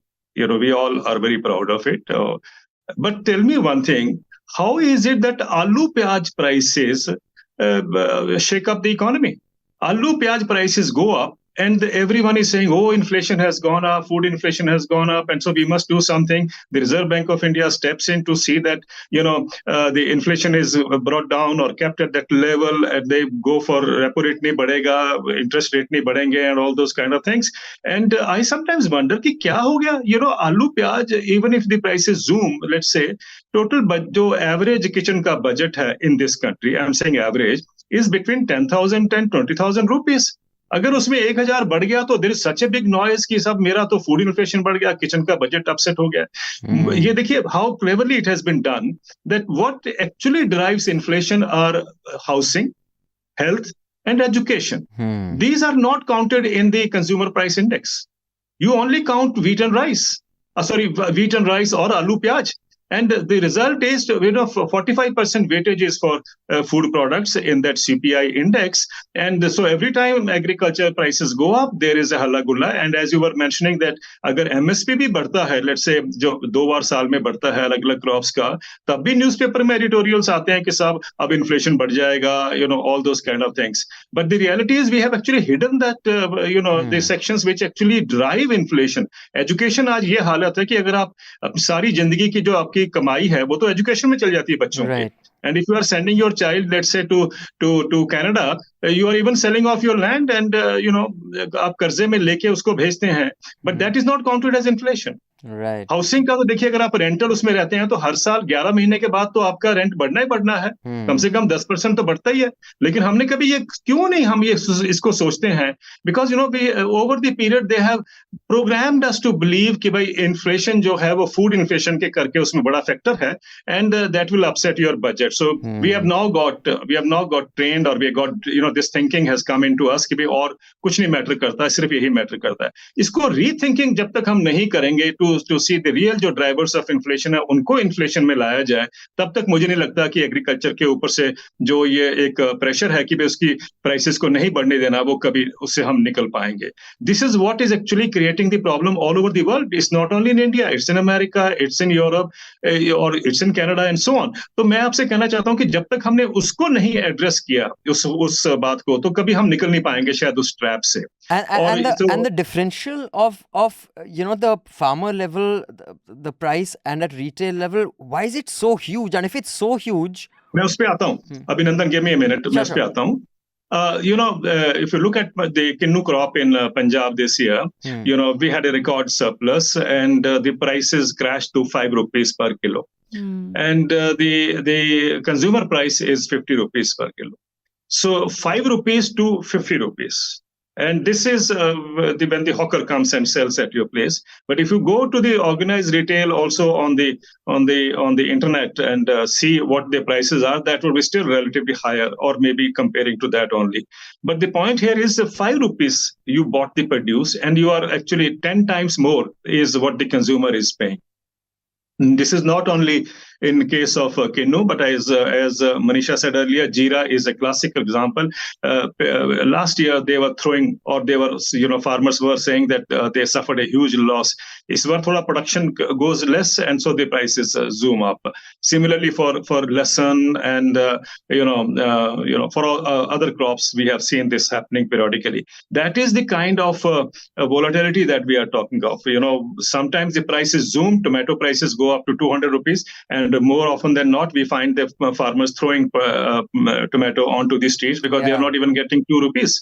So in this condition, what is happening? There is a chain of middlemen, and that middleman, it's not only one or two, it's a series. I remember a couple of days back, when the cauliflower prices were down, I went to a market and I asked them, I said, you are giving me at, 1 kilo for 5 rupees. Please tell me what would have the farmer would have received if you are paying me, or if you're asking me to pay only 5 rupees per kilo. And he said, sir, I am the third in the chain. So imagine what the farmer would have got. So if you look at this kind of the system that prevails, we have a layer of middlemen operating, and they walk away with their share, and the poor farmer and the consumer both suffer. And I think we haven't made any effort to see that this system, which is exploiting the farmer, is taken care of. We don't have any regulation to see that we can bring this chain under control. And they, of course, as you rightly mentioned, the prices zoom. We don't even know. So that is what farmers are saying. If there is a minimum support price is legalized, then what will happen is that consumer would also benefit. Why? Because let us say we have fixed up a price for of 10 rupees for tomato. I'm just giving you an example. So when 10 rupees is fixed, then the consumer also knows that if I'm being charged 40 rupees, he knows that he has been exploited. Okay, and then at least they can also exercise their right to say, no, I will not be able to pay for 40 rupees or 50 rupees, whatever it is. So anyway, this is one recommendation. If it all is accepted, people believe that would be helping the consumers also. But still, I think this is a factor which needs to be, as you rightly mentioned, regulated in a manner that we have a kind of a system operating which says how much you can perhaps let's say commission or a profit that you can earn when you sell farmers produce. That is why I have been saying very often that farmers should get at least 50% of the end consumer price. Right. So and one quick question, and then we can come back to Shardool and Raman sir. Isn't this a good opportunity for an Amul type cooperative to actually take over? So all farmers are representative, they have shares in that cooperative. I mean, that Amul model, is there a reason that can not be replicated instead of just dairy in case of produce as well, farm produce, or is there some? When Varghese Kurian was alive, the milkman of India, in one of my interviews with him, he had told me, Devinder, give me some time. I will have a same Amul kind of model for oil seeds, pulses, and fruits. And he would have gone in that direction. So if he can talk about it, and if he had the thoughts, I think we can still do it. When you talk of Amul kinds of cooperative, one thing let me tell you, Amul is an excellent model for benefiting, for giving the benefit to the farmers. When you buy milk from the cooperatives, I think we must know that roughly, if the end consumer price is 100 rupees milk that you bought, 82% on an average goes to the farmer. Now, that's the kind of a model that we need. That's what I said. I was saying 50% of the end consumer price should go to farmer. And here we have about 80% going to farmer. I think that is why Amul has grown, as you rightly mentioned. And then, of course, the other cooperatives took over or followed. And I think we have to learn from the Amul model. Yeah, you want to complete your thought? A couple of small points. One, sure. I don't know where I read it, I forget now, but that article or that report said that average spend of a farming household in rural India, almost 50% of it is spent now on food expenses, which is staggering, which is dangerous. Like, you don't have money left for anything else. And this despite that most of the farmers are incentivized to grow cash crops. They are not even practicing that cyclical type of agricultural thing which replenishes the soil. So if the situation is like this in cash crops, so if you bring in the climate angle into it, right, this is a dire situation. And the thing is, like, if we have cooperative model and so many states have different milk cooperatives, then why aren't we doing it? Like this, it's just systemic inefficiency. Other small point I had, what Abhinandan made, was that they didn't allow Nikhil Dey to come to budget discussion. No, they did not allow him, but they said that was has to be dropped. He was not a preference. He was not. And after the fact that every panel discussion had only industrialists. Yeah. So because, like, in my opinion, that probably because a representative or a person who speaks for farmers or from the lower strata of society doesn't speak in that language or with that vocabulary. It leaves a bitter taste in especially industrialist or capitalist mouth. So they don't like listening to it. It will spoil the mood, maybe the evening drinks. So before Raman sir comes in and we'll get closing remarks from, Sharma ji at the end of this, I just want to point out, while we're recording this, the 50th anniversary of the Amul revolution is being celebrated right now as we're recording this. And Sandeep, he is, he's an entrepreneur, IIT, he's on Twitter. He has tweeted out the ad of Amul today, which is Mr. Modi and the Amul girl celebrating GCMMF's Golden Jubilee. And Sandeep has tweeted, Amul has removed Dr. Verghese Kurian from its crucial news communication today, the man who literally made it from scratch. Only Modi, Modi everywhere. As if Amul was born in 2014 and there was nothing before. And in the Mint article, I'm quoting, here are the 10 updates of PM Narendra Modi's visit to Gujarat. As Amul has turned 50 on 22nd Feb, PM Modi will be present to celebrate the Golden Jubilee celebrations of Gujarat Cooperative Milk Marketing Federation on Thursday. Amul's vision for the next 25 years will also be discussed on Thursday. Then 1.25 lakh dairy farmers with representation from 18,600 villages will represent, etc. Mr. Modi, of course, will inaugurate 5 new projects because he has to inaugurate everything. He'll inaugurate a 50,000 litre ice cream plant. That will heal this one. No one else can. During the event, singer Geeta Rabadi will also be performing. Last month, PM Modi praised Rabadi on X platform before the Ram temple consecration, sharing the YouTube link of the bhajan. PM Modi wrote, "The wait for arrival of Ram Lalla in the Divine Grand Temple." So this is an article about Amul. Just FYI, in case you're wondering. And I'm looking, I'm still scrolling down. I'm seeing if there's any mention of Kurian, but I don't see any. I'll read 4 or 5 more articles, but I'm just saying. Just one small point about cooperatives. Devinder, just let me know, if I'm right. Correct me if I'm wrong. See, right now, the chain of middle persons that we have, the farmers are so much entrenched into that system. They have taken these middlemen have given loans worth years, for 2 years, 3 years, these farmers have taken loans from them, and under whatever circumstances, so they have virtually been giving their cultivation free, and they are committed to a middle person for years. So how the cooperative is going to come? I mean, that is one big thing, because I remember in the hills, when I tried to buy directly from the farmers, they refused to sell it to me. They said we have already committed to this middle person, and it has to go to this place. So cooperative, of course it can come, but right now the situation that we have is pretty difficult. Right. So in fact, that was one of the reasons for protest by farmers also. No? They preferred the middleman to a new system. That we have a personal relationship, we can ask for.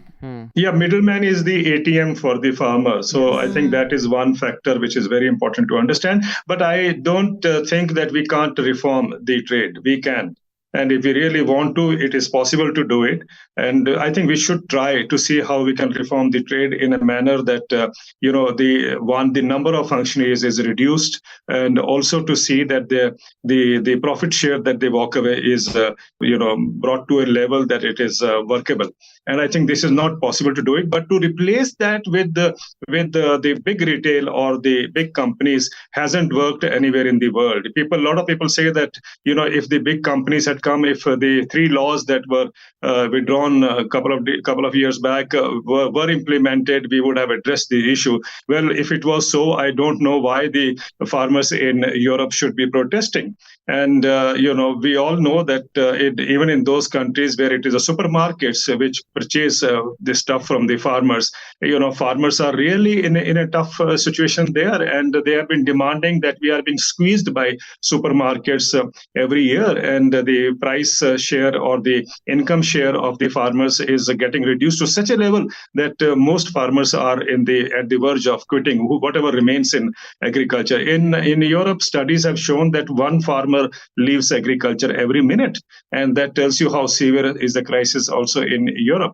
And so all I'm trying to say is that this market mantra as this solution, which means more the bigger companies come in and that will provide a kind of a solution, sustainable solution to agriculture, has failed everywhere in the world. The point I'm trying to make is, why are we struck with that mantra, that market mantra? When the markets have failed everywhere, why can't we really go in for a change now? It is time. We have seen markets doing the damage, and why it is a cause for worry is, again, if we go back to the bigger picture that I was talking about. Just think, if you buy a pen, sir, it comes with a price tag. If you buy a computer, it comes with a price tag. Buy a car, it comes with a price tag. The only sector, the produce from which is not coming with a price tag is agriculture. Because agriculture has 2 operations to perform. One, it provides raw material for the industry. So therefore, it has to be kept low. And second, it also provides labor force for the industry. So to address this particular issue, we have deliberately kept, as I said earlier, agriculture impoverished all these years. And the only way forward, I think, is to provide a guaranteed price to farmers. We can't, 75 years is good enough a period to see that markets haven't worked or delivered in India. So now is the time that you come up with a guaranteed price, or what the farmer is saying, a legal mechanism for a minimum support price. Right. Thank you, Devinderji. Thank you. Thank you for your time. Appreciate it. Thank you. And all the best wishes to you. And I'm sure you will continue to give us the same kind of exciting news and analysis. Thank you. Thank you very much. Thank you so much. Bye. Bye-bye. All right, now before we wind up, let's get the emails. If you have anything to say, you can mail us at podcasts@newslaundry.com. I repeat, podcasts@newslaundry.com. A simpler way is you just click on the link in the show notes below. And only subscribers' emails and critique is entertained. Non-subscribers, we value you, but we don't really read your emails. Manisha. So our Ram Mandir letters continue. The first one is from Rajiv Kumar, who says, regarding Shardool, I agree with the point that not everyone happy on 22nd is a bigot or a Modi supporter. However, this guy Shardool plug in his fake narrative whenever he comes to the podcast. Several months back, you were an atheist. It was atheists never getting power, about which I wrote a factual response, but that letter was never included in the podcast. And this time, it says organic movement. If you consider NL subscribers to be learned people, don't bring misinformed individuals. ये क्या कब बोला था तुमने? Atheists never get in power. So let me respond quickly. I think yes. I had said once you're atheist. Yeah, no. I had said that I don't follow any religion, but I will not consider myself atheist. But this was a discussion on Hafta. I forget about what, but I had said that for all practical purposes, atheists never really came into power as a civilization. As a block of people. No, not block. Blocks to came in power. They never were controlling. Where they could shape the very society. Communists came, but they failed. And even they couldn't change the Christian roots of Russian society. So that's what my limited point was at that time. Organic movement point was made by Anand. That this was an organic movement. But I agree that it is, in many ways, it was organic. It was made and started and conducted by VHP more than BJP. तो आनंद के कंधे पे बंदूक क्यों चला रहे हो? तुम एग्री तो किया? Sir, my problem is I speak the truth no matter the cost. Opinion and truth are different things. Let's be clear. No. So Anand did make this point. Whether it's that way, but whether it's an organic movement or not is, I think that's opinion. That was Anand, but you also said but we have a bunch I also of said that. but we have a bunch of emails. Let's read them all so we can have one consolidated response. So should I just read the one on Ram Mandir first? Yeah, read all the ones on Ram Mandir. This is the first time I'm writing, I believe. I was extremely disappointed by the opinions expressed on the Ram Mandir episode. I was positively repulsed by the entire event since the SC judgment, and hopefully I'm not in total minority. Also, the justification later that people are not well read is kind of shameful when with people who are casually religious, which might be the majority, who are also gullible in my opinion. It was kind of expected later when I thought about it, as the diversity within your organization is still not up to par, which would need drastic improvement. It would be interesting to see a more marginalized set talking about the event with respect to caste, class, belief, etc. It really felt like a TV debate with no one shouting. The neutrality was really disarming, and really you should bring more folks like Professor Ravikant, who was forthcoming with his sarcasm, and expect more guests like that. More power to you. Pick up the pitchforks more often. Right. Okay, Bhavesh says, congratulations on completing 12 years. End of this year will be my decade-long association with NL. Wow. Nice. I've been meaning to write this few weeks ago, but I waited for thoughts to settle down. This is in support of what Shardool and many others feel about Ram Mandir. My letter is addressed to people who expect well-read and well-meaning people to not feel good or celebratory about Ram Mandir. You can't expect people to suppress their joyous feelings because you don't feel that way. You can't expect them to feel sad about Babri demolition at the time when the grand temple of one of the most revered deities at his birthplace is taking place. World history is full of injustices. People in power will always take advantage of those fault lines. Ram Mandir issue is not manufactured by BJP RSS. They have been riding the wave. I'm aware that the BJP RSS hate politics and do not approve of it. But my heart was full of emotion when the Pran Pratishtha was happening. I'm practicing Hindu. I was born in Brahmin family. I follow most of the rituals, including Yagnopavita.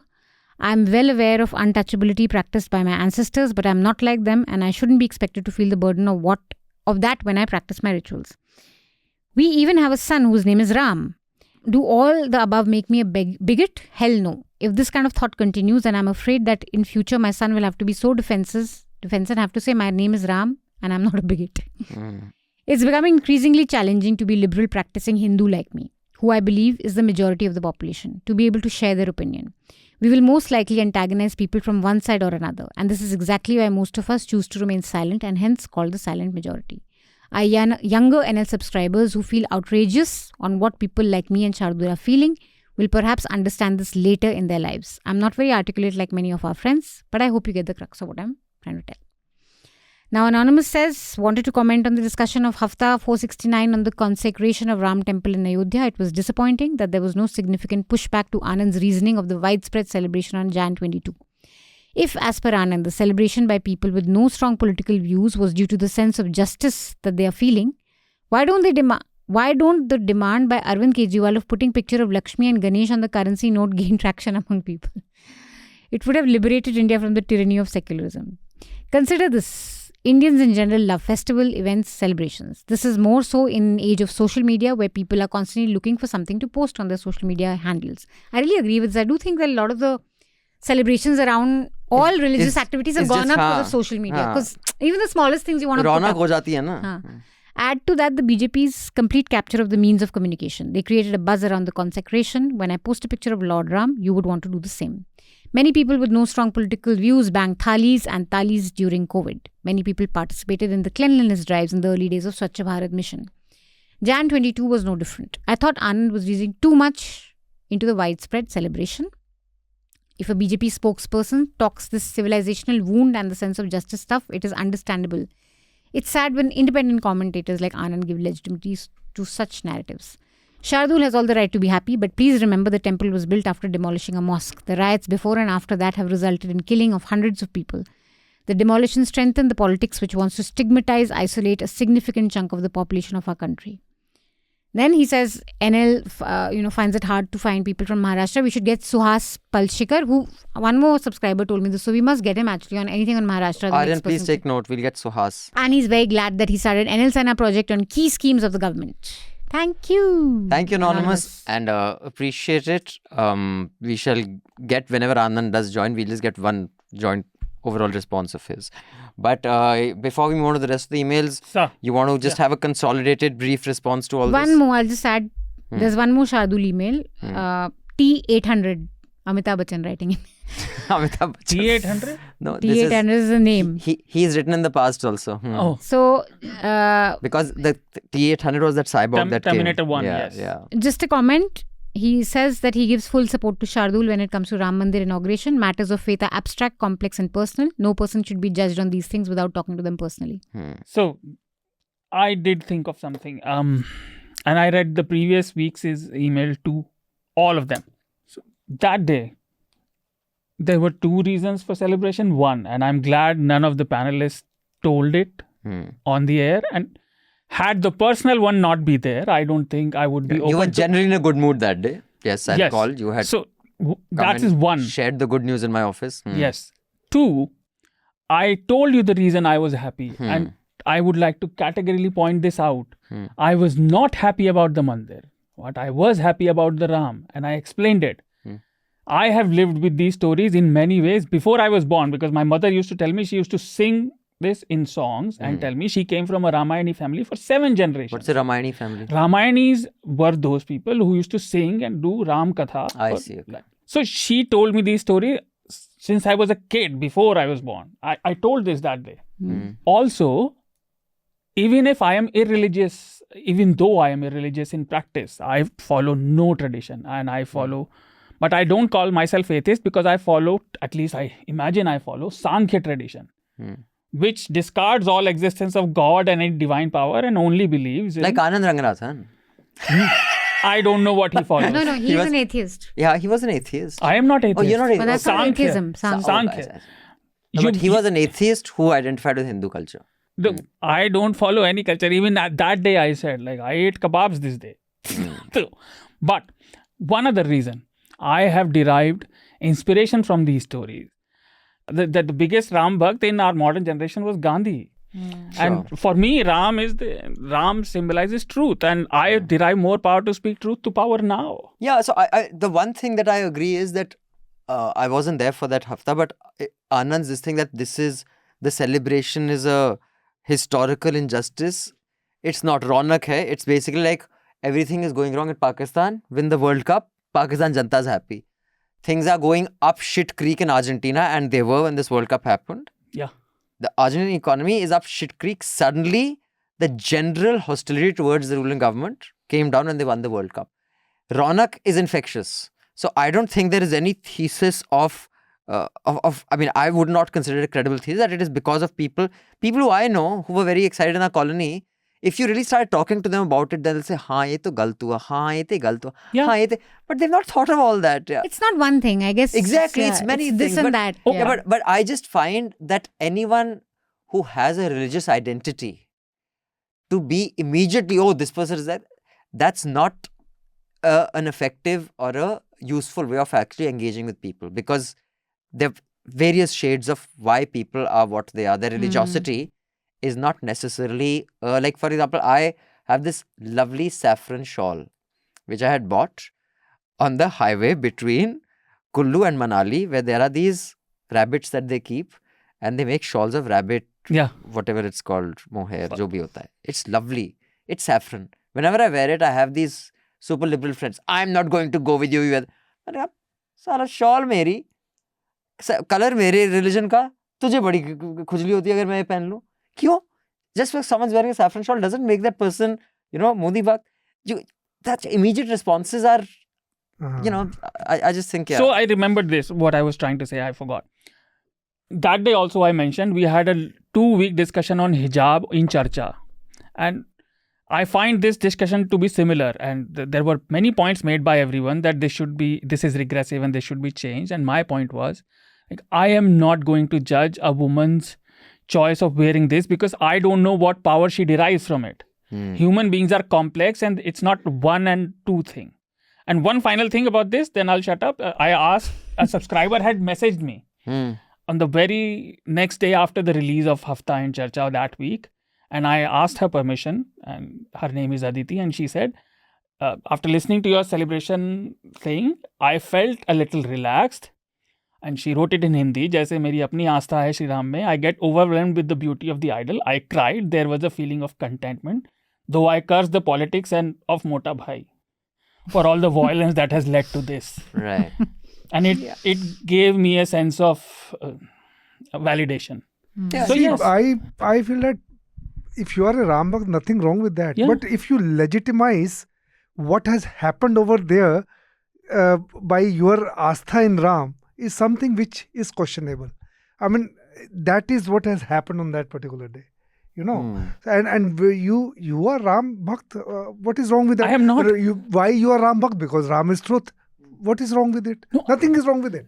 What is wrong is that you as Ram Bhakt is trying to legitimize an event which you are rejoicing what is happening over in Ayodhya.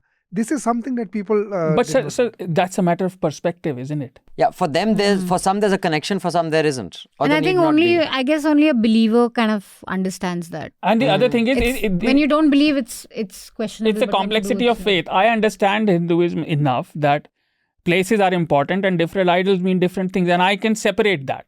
But people cannot. But that's a matter of perspective. Like, for example, my sister, when we were young growing up, Janasuprabhadam, MS Subbalakshmi, Janasuprabhadam, na whatever. I don't know Tamil. So now, when I hear that, I feel nice. It's something that. Even I like. But for my sister, when she says when that plays, I am visualizing Ayyars of Tamil Nadu crushing Dalits. Yeah. That is what it means to me. So if I were to use that track in a film, it would be playing, it would be the background score of, upper caste men exploiting stuff. That is what I would use it for.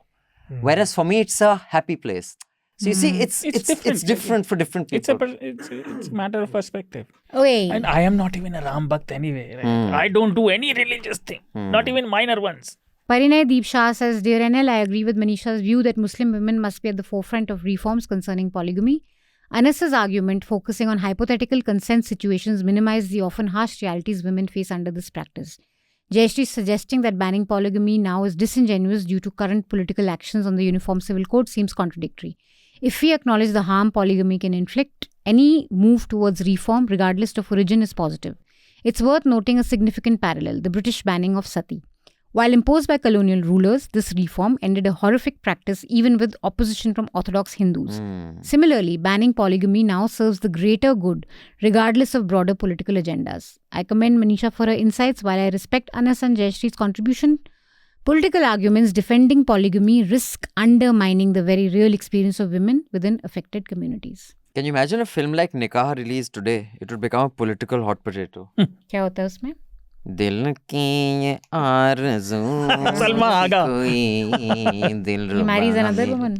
Basically, Deepak Parashar, who was such a bad actor, I'm just amazed. He was very bad actor. He marries Salma Aga and then is pissed off with and says talaq, talaq, talaq. Raj Babbar falls in love with Salma Aga, and just as he was about to marry her, he is also a very good friend of, like in all Hindi movies, your best friend doesn't know who you're dating. Until when you realize that it's the same girl. the beauty of Indian men, they don't know. Like Amitabh Bachchan, Shashi movies, Vinod Khanna and Amitabh Bachchan and Rakhi in whatever film, that Pyar Zindagi Hai movie.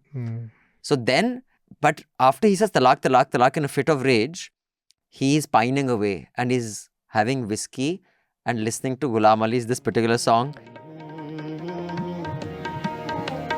Chupke Chupke रात दिन आंसू बहाना याद है चुपके चुपके रात दिन आंसू बहाना याद है.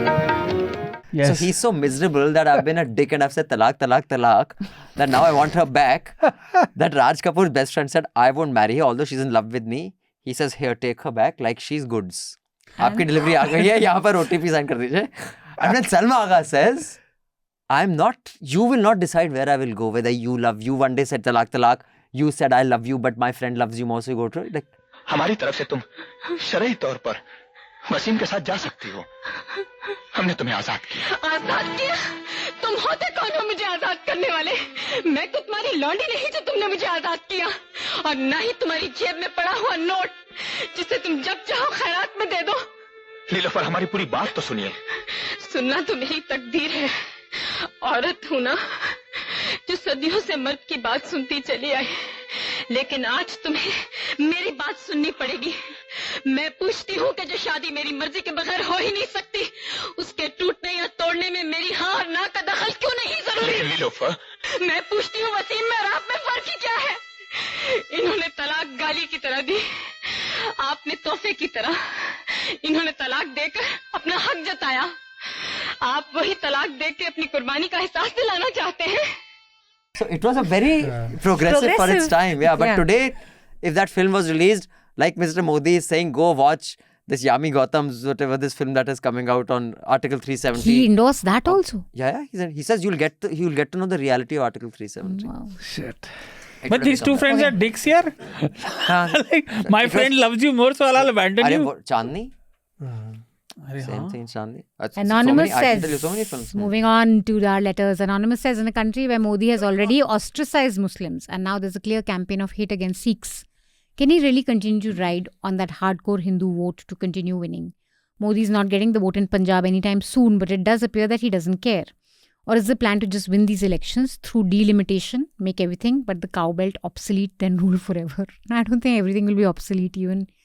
Next is Cordyceps. I always laugh at this. So Cordyceps has basically asked us why we have not spoken about Sandeshkhali. Sandeshkhali, yes, not Sandeshkhali. He says that Nuisance didn't make a mention of it, and the NL website only had a piece on the OCI journalist which was put up last Friday. This is deeply disappointing from a news organization that regularly criticizes Godi media when they don't cover similar stories from Brij Bhushan Singh on Manipur. And he's given a wire link to, it's a very good piece actually on everything that has happened there. So Cordyceps, Nuisance, when we recorded, this was still kind of brewing. So we focused more on farmers. We did commission a piece to Snigdhendu, who usually writes for us from West Bengal, early last week, but he fell sick. He got fever.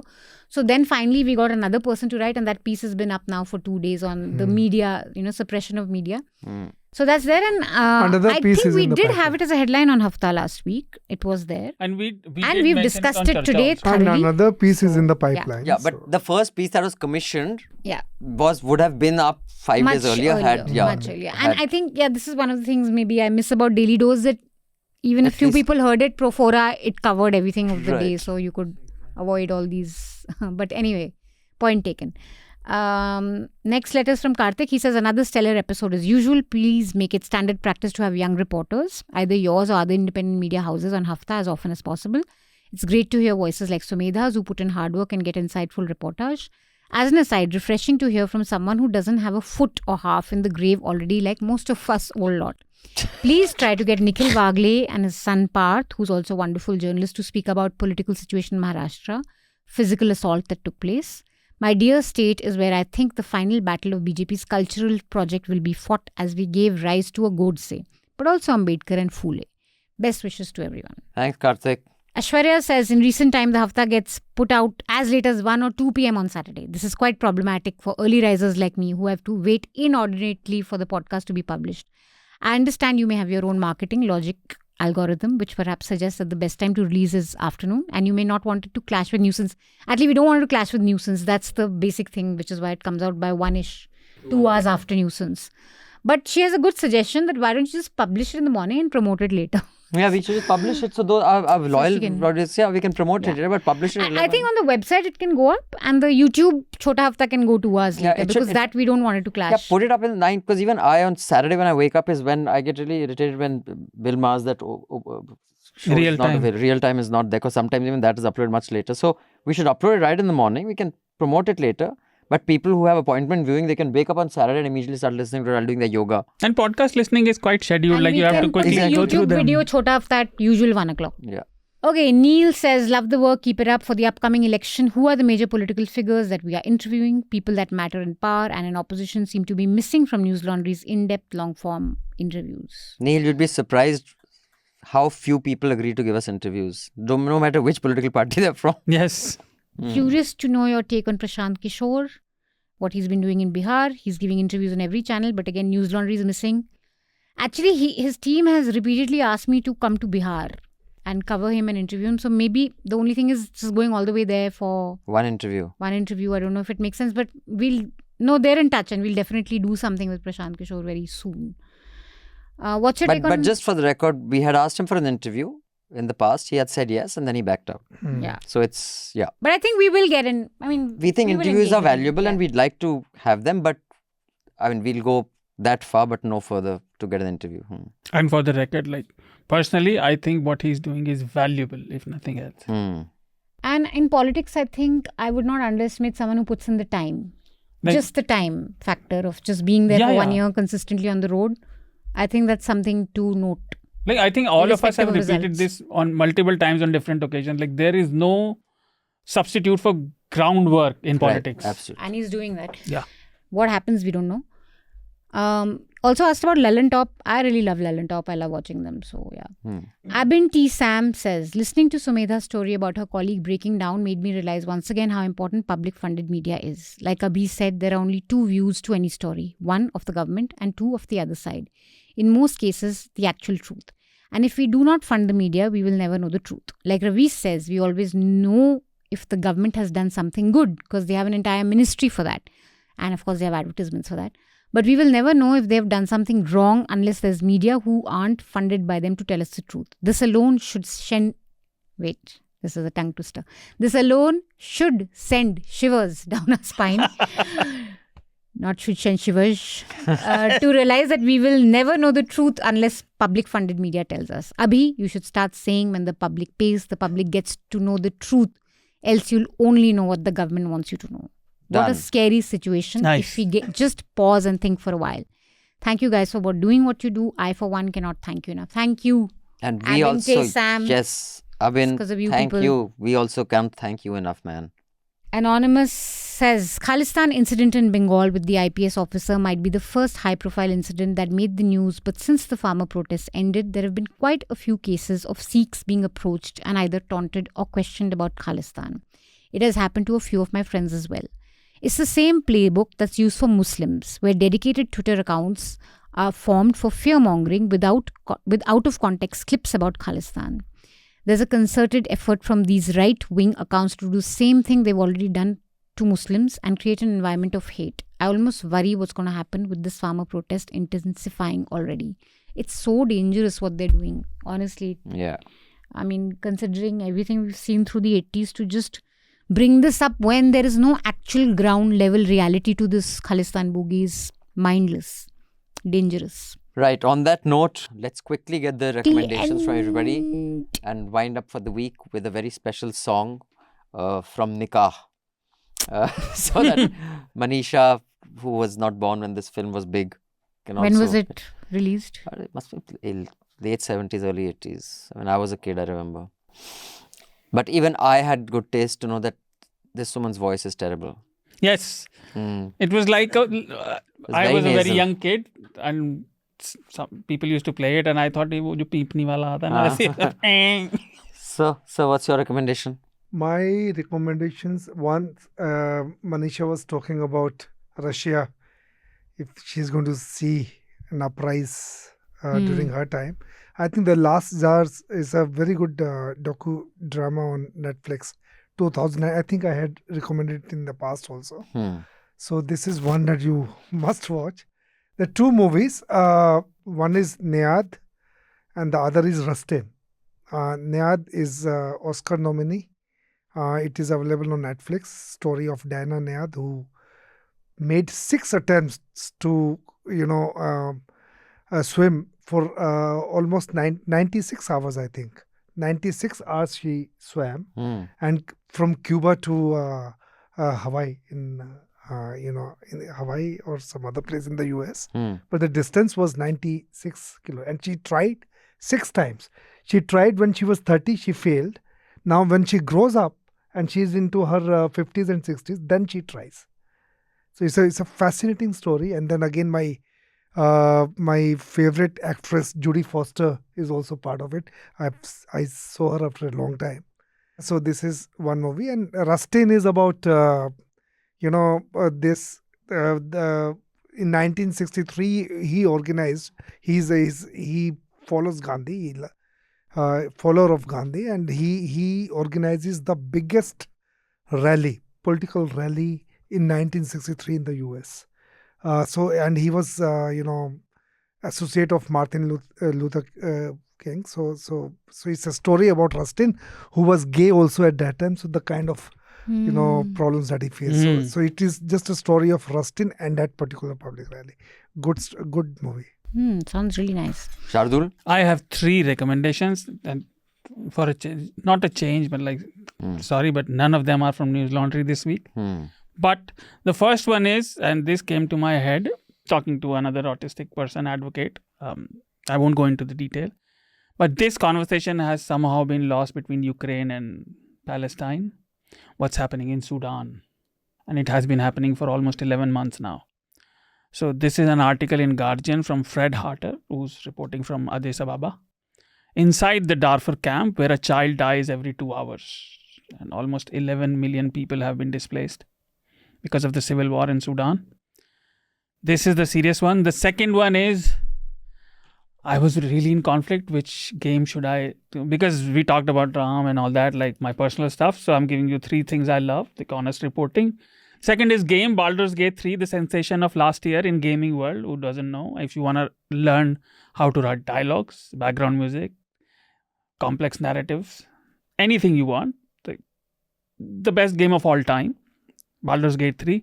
And the third one is, I'm finding I am in better mental health because I'm regaining my love for romance and all that. I used to be. So, an old movie, one of my first favorite romantic movies, Lost in Translation. It was by Sofia Coppola. Song. And lovely. Can you imagine? I was an RSS boy. That was Scarlett Johansson's first film, right? No, not first. Because she but was, kind of her breakout film. It's where he goes to Japan and whiskey and all that. Yeah, Bill right? Murray, yes. Bill Murray, that's right. Wow. It's sort of a May-December romance. The two are it's supposed to be an ode to his ex-wives, no? That the director.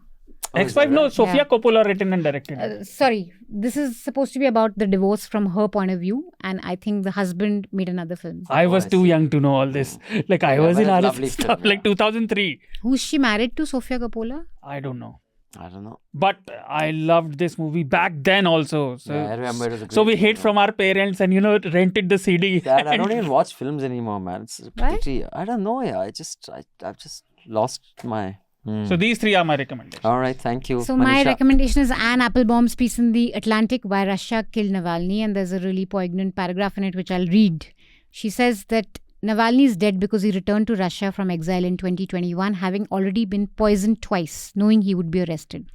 By doing so, he turned himself from an ordinary Russian into something else, a model of what civic courage can look like in a country that has very little of it. If Navalny showed his countrymen how to be courageous, Putin wants to show them that courage is useless. This is why I was wondering about whether there'll ever be a comeupping.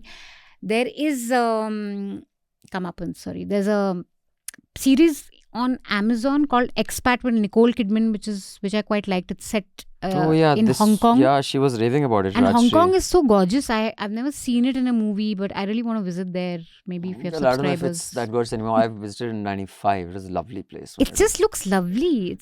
And it seems like there's just so much culture. Ab kahan? And No, but kyun?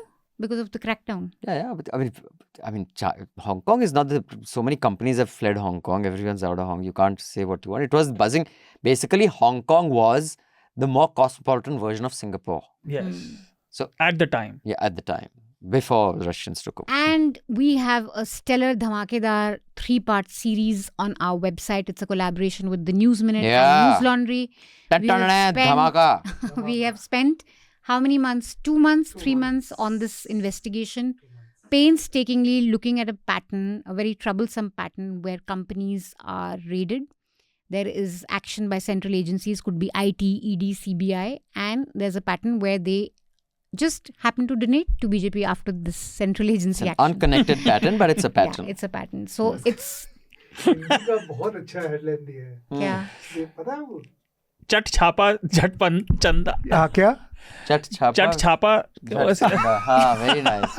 Only, so that's a fun in language. and by the way Really it's have fun. doing very well in Hindi. Right. Yeah. Yes, I sent it to everyone who forwards these right-wing So articles to me. do read this. It's behind the paywall. Please send it to your friends and family. This is a good way to get people to subscribe to Newslaundry also, because it is something that everyone talks about. No one has just put it as plainly as we have, and no one has investigated it. But this is really one of those open secrets of the last 10 years. Journalists talk about it, businessmen talk about it. So do check it out, and please get people to subscribe for the story. So that we can do public interest journalism. And this is the first News Minute Newslaundry investigation together. Oh, is it? Yeah. I thought we'd done a few others before that. Okay, the first one. So see, stronger together. no, We this can is do the so much more together. No, we did elections together But this is the but first then investigation. Correct. Fantastic. So 2 podcasts. One is also on Alexis Navalny. It just had me riveted. It's about a half an hour long podcast. It's an economist podcast. 1 day in the life of Alexei Navalny. I think he's a remarkable man. So brave. So he wore his courage so lightly, like it's not a big deal. Almost knowing certainly he's going to die when he goes back. But he said, I'm going back home, why should I not go? So, it's a wonderful podcast. It makes you get to know the man, and it makes you get to know the horrible man who he was up against. And I really hope his death is not in vain and something And comes such of it. people are fascinating. Just to have that sort of courage is It's really fascinating. it's something to be studied. How people And the get it. second is, last week there was this one case where Indian Navy actually fought off these pirates off the coast of Red Sea pirates. So I don't know why it wasn't made such a big deal. I thought it would be made a bigger deal. Yeah, but I would have thought prime time would be saying 56 inch ko dekh ke bhag gaye Houthi rebel. Pata nahi aisa pata nahi hua nahi. Yeah, it wasn't. Yeah. So Indian crew workers. not Indian, some foreigners also, right? In fact, I read it in BBC. But so this explains, this podcast, that why is American Navy the worldwide protector of seas? Because oceans, wherever there's problem, it's American Navy that goes. Like, who gave them the theka ki bhai wahan bhi problem hai, American Navy jayegi, yahan problem, American Navy jayegi. So it's a very interesting podcast on how it came to be. There was a reason it evolved that way. Okay. So these are my 2 recommendations. I'd like to thank our wonderful producer Aryan, who in very dramatic circumstances was covering the protest. Tear gas shell blew up. He passed out, the phone got lost. And wonderful Nishtha, who replaced his phone, our subscriber. Or he sold it in Chowdi Bazaar, and Nishtha and Abhinandan Sekhri are all. But thank you, Aryan, for your wonderful production on ground and in the studio. Thank you, Anil, our sound recordist. Thank you, Shardool. Thank you, Manisha. Thank you, Raman sir. Thank you. Thank you. And I want to say one thing. Please read that Sudan article, because in international Which group, article? the one I recommended, because the point that came up, because all of us from different countries, the major point made was that this was ignored because these are black people. Right. On that note, we shall leave you with this song that will educate those of you who don't know about talaq and nikah. About talaq and nikah in a nasal voice. Have a great weekend. दिल की ये आरज़ू थी कोई दिलरुबा मिले, दिल की ये आरज़ू थी कोई दिलरुबा मिले, लो बन गया नसीब के तुम हमसे आ मिले, दिल की ये आरज़ू थी कोई दिलरुबा मिले. Thank you for your subscription. You're changing the world by changing the way news is funded. For the smoothest Newslaundry experience, download the Newslaundry app. It is the best way to listen to our paywall podcasts. And you'll also get access to all free Newslaundry shows. Keep us ad-free and subscriber-funded. Help us grow. Tell people who listen to you to pay to keep news free. Subscribe to Newslaundry. Keep journalism independent.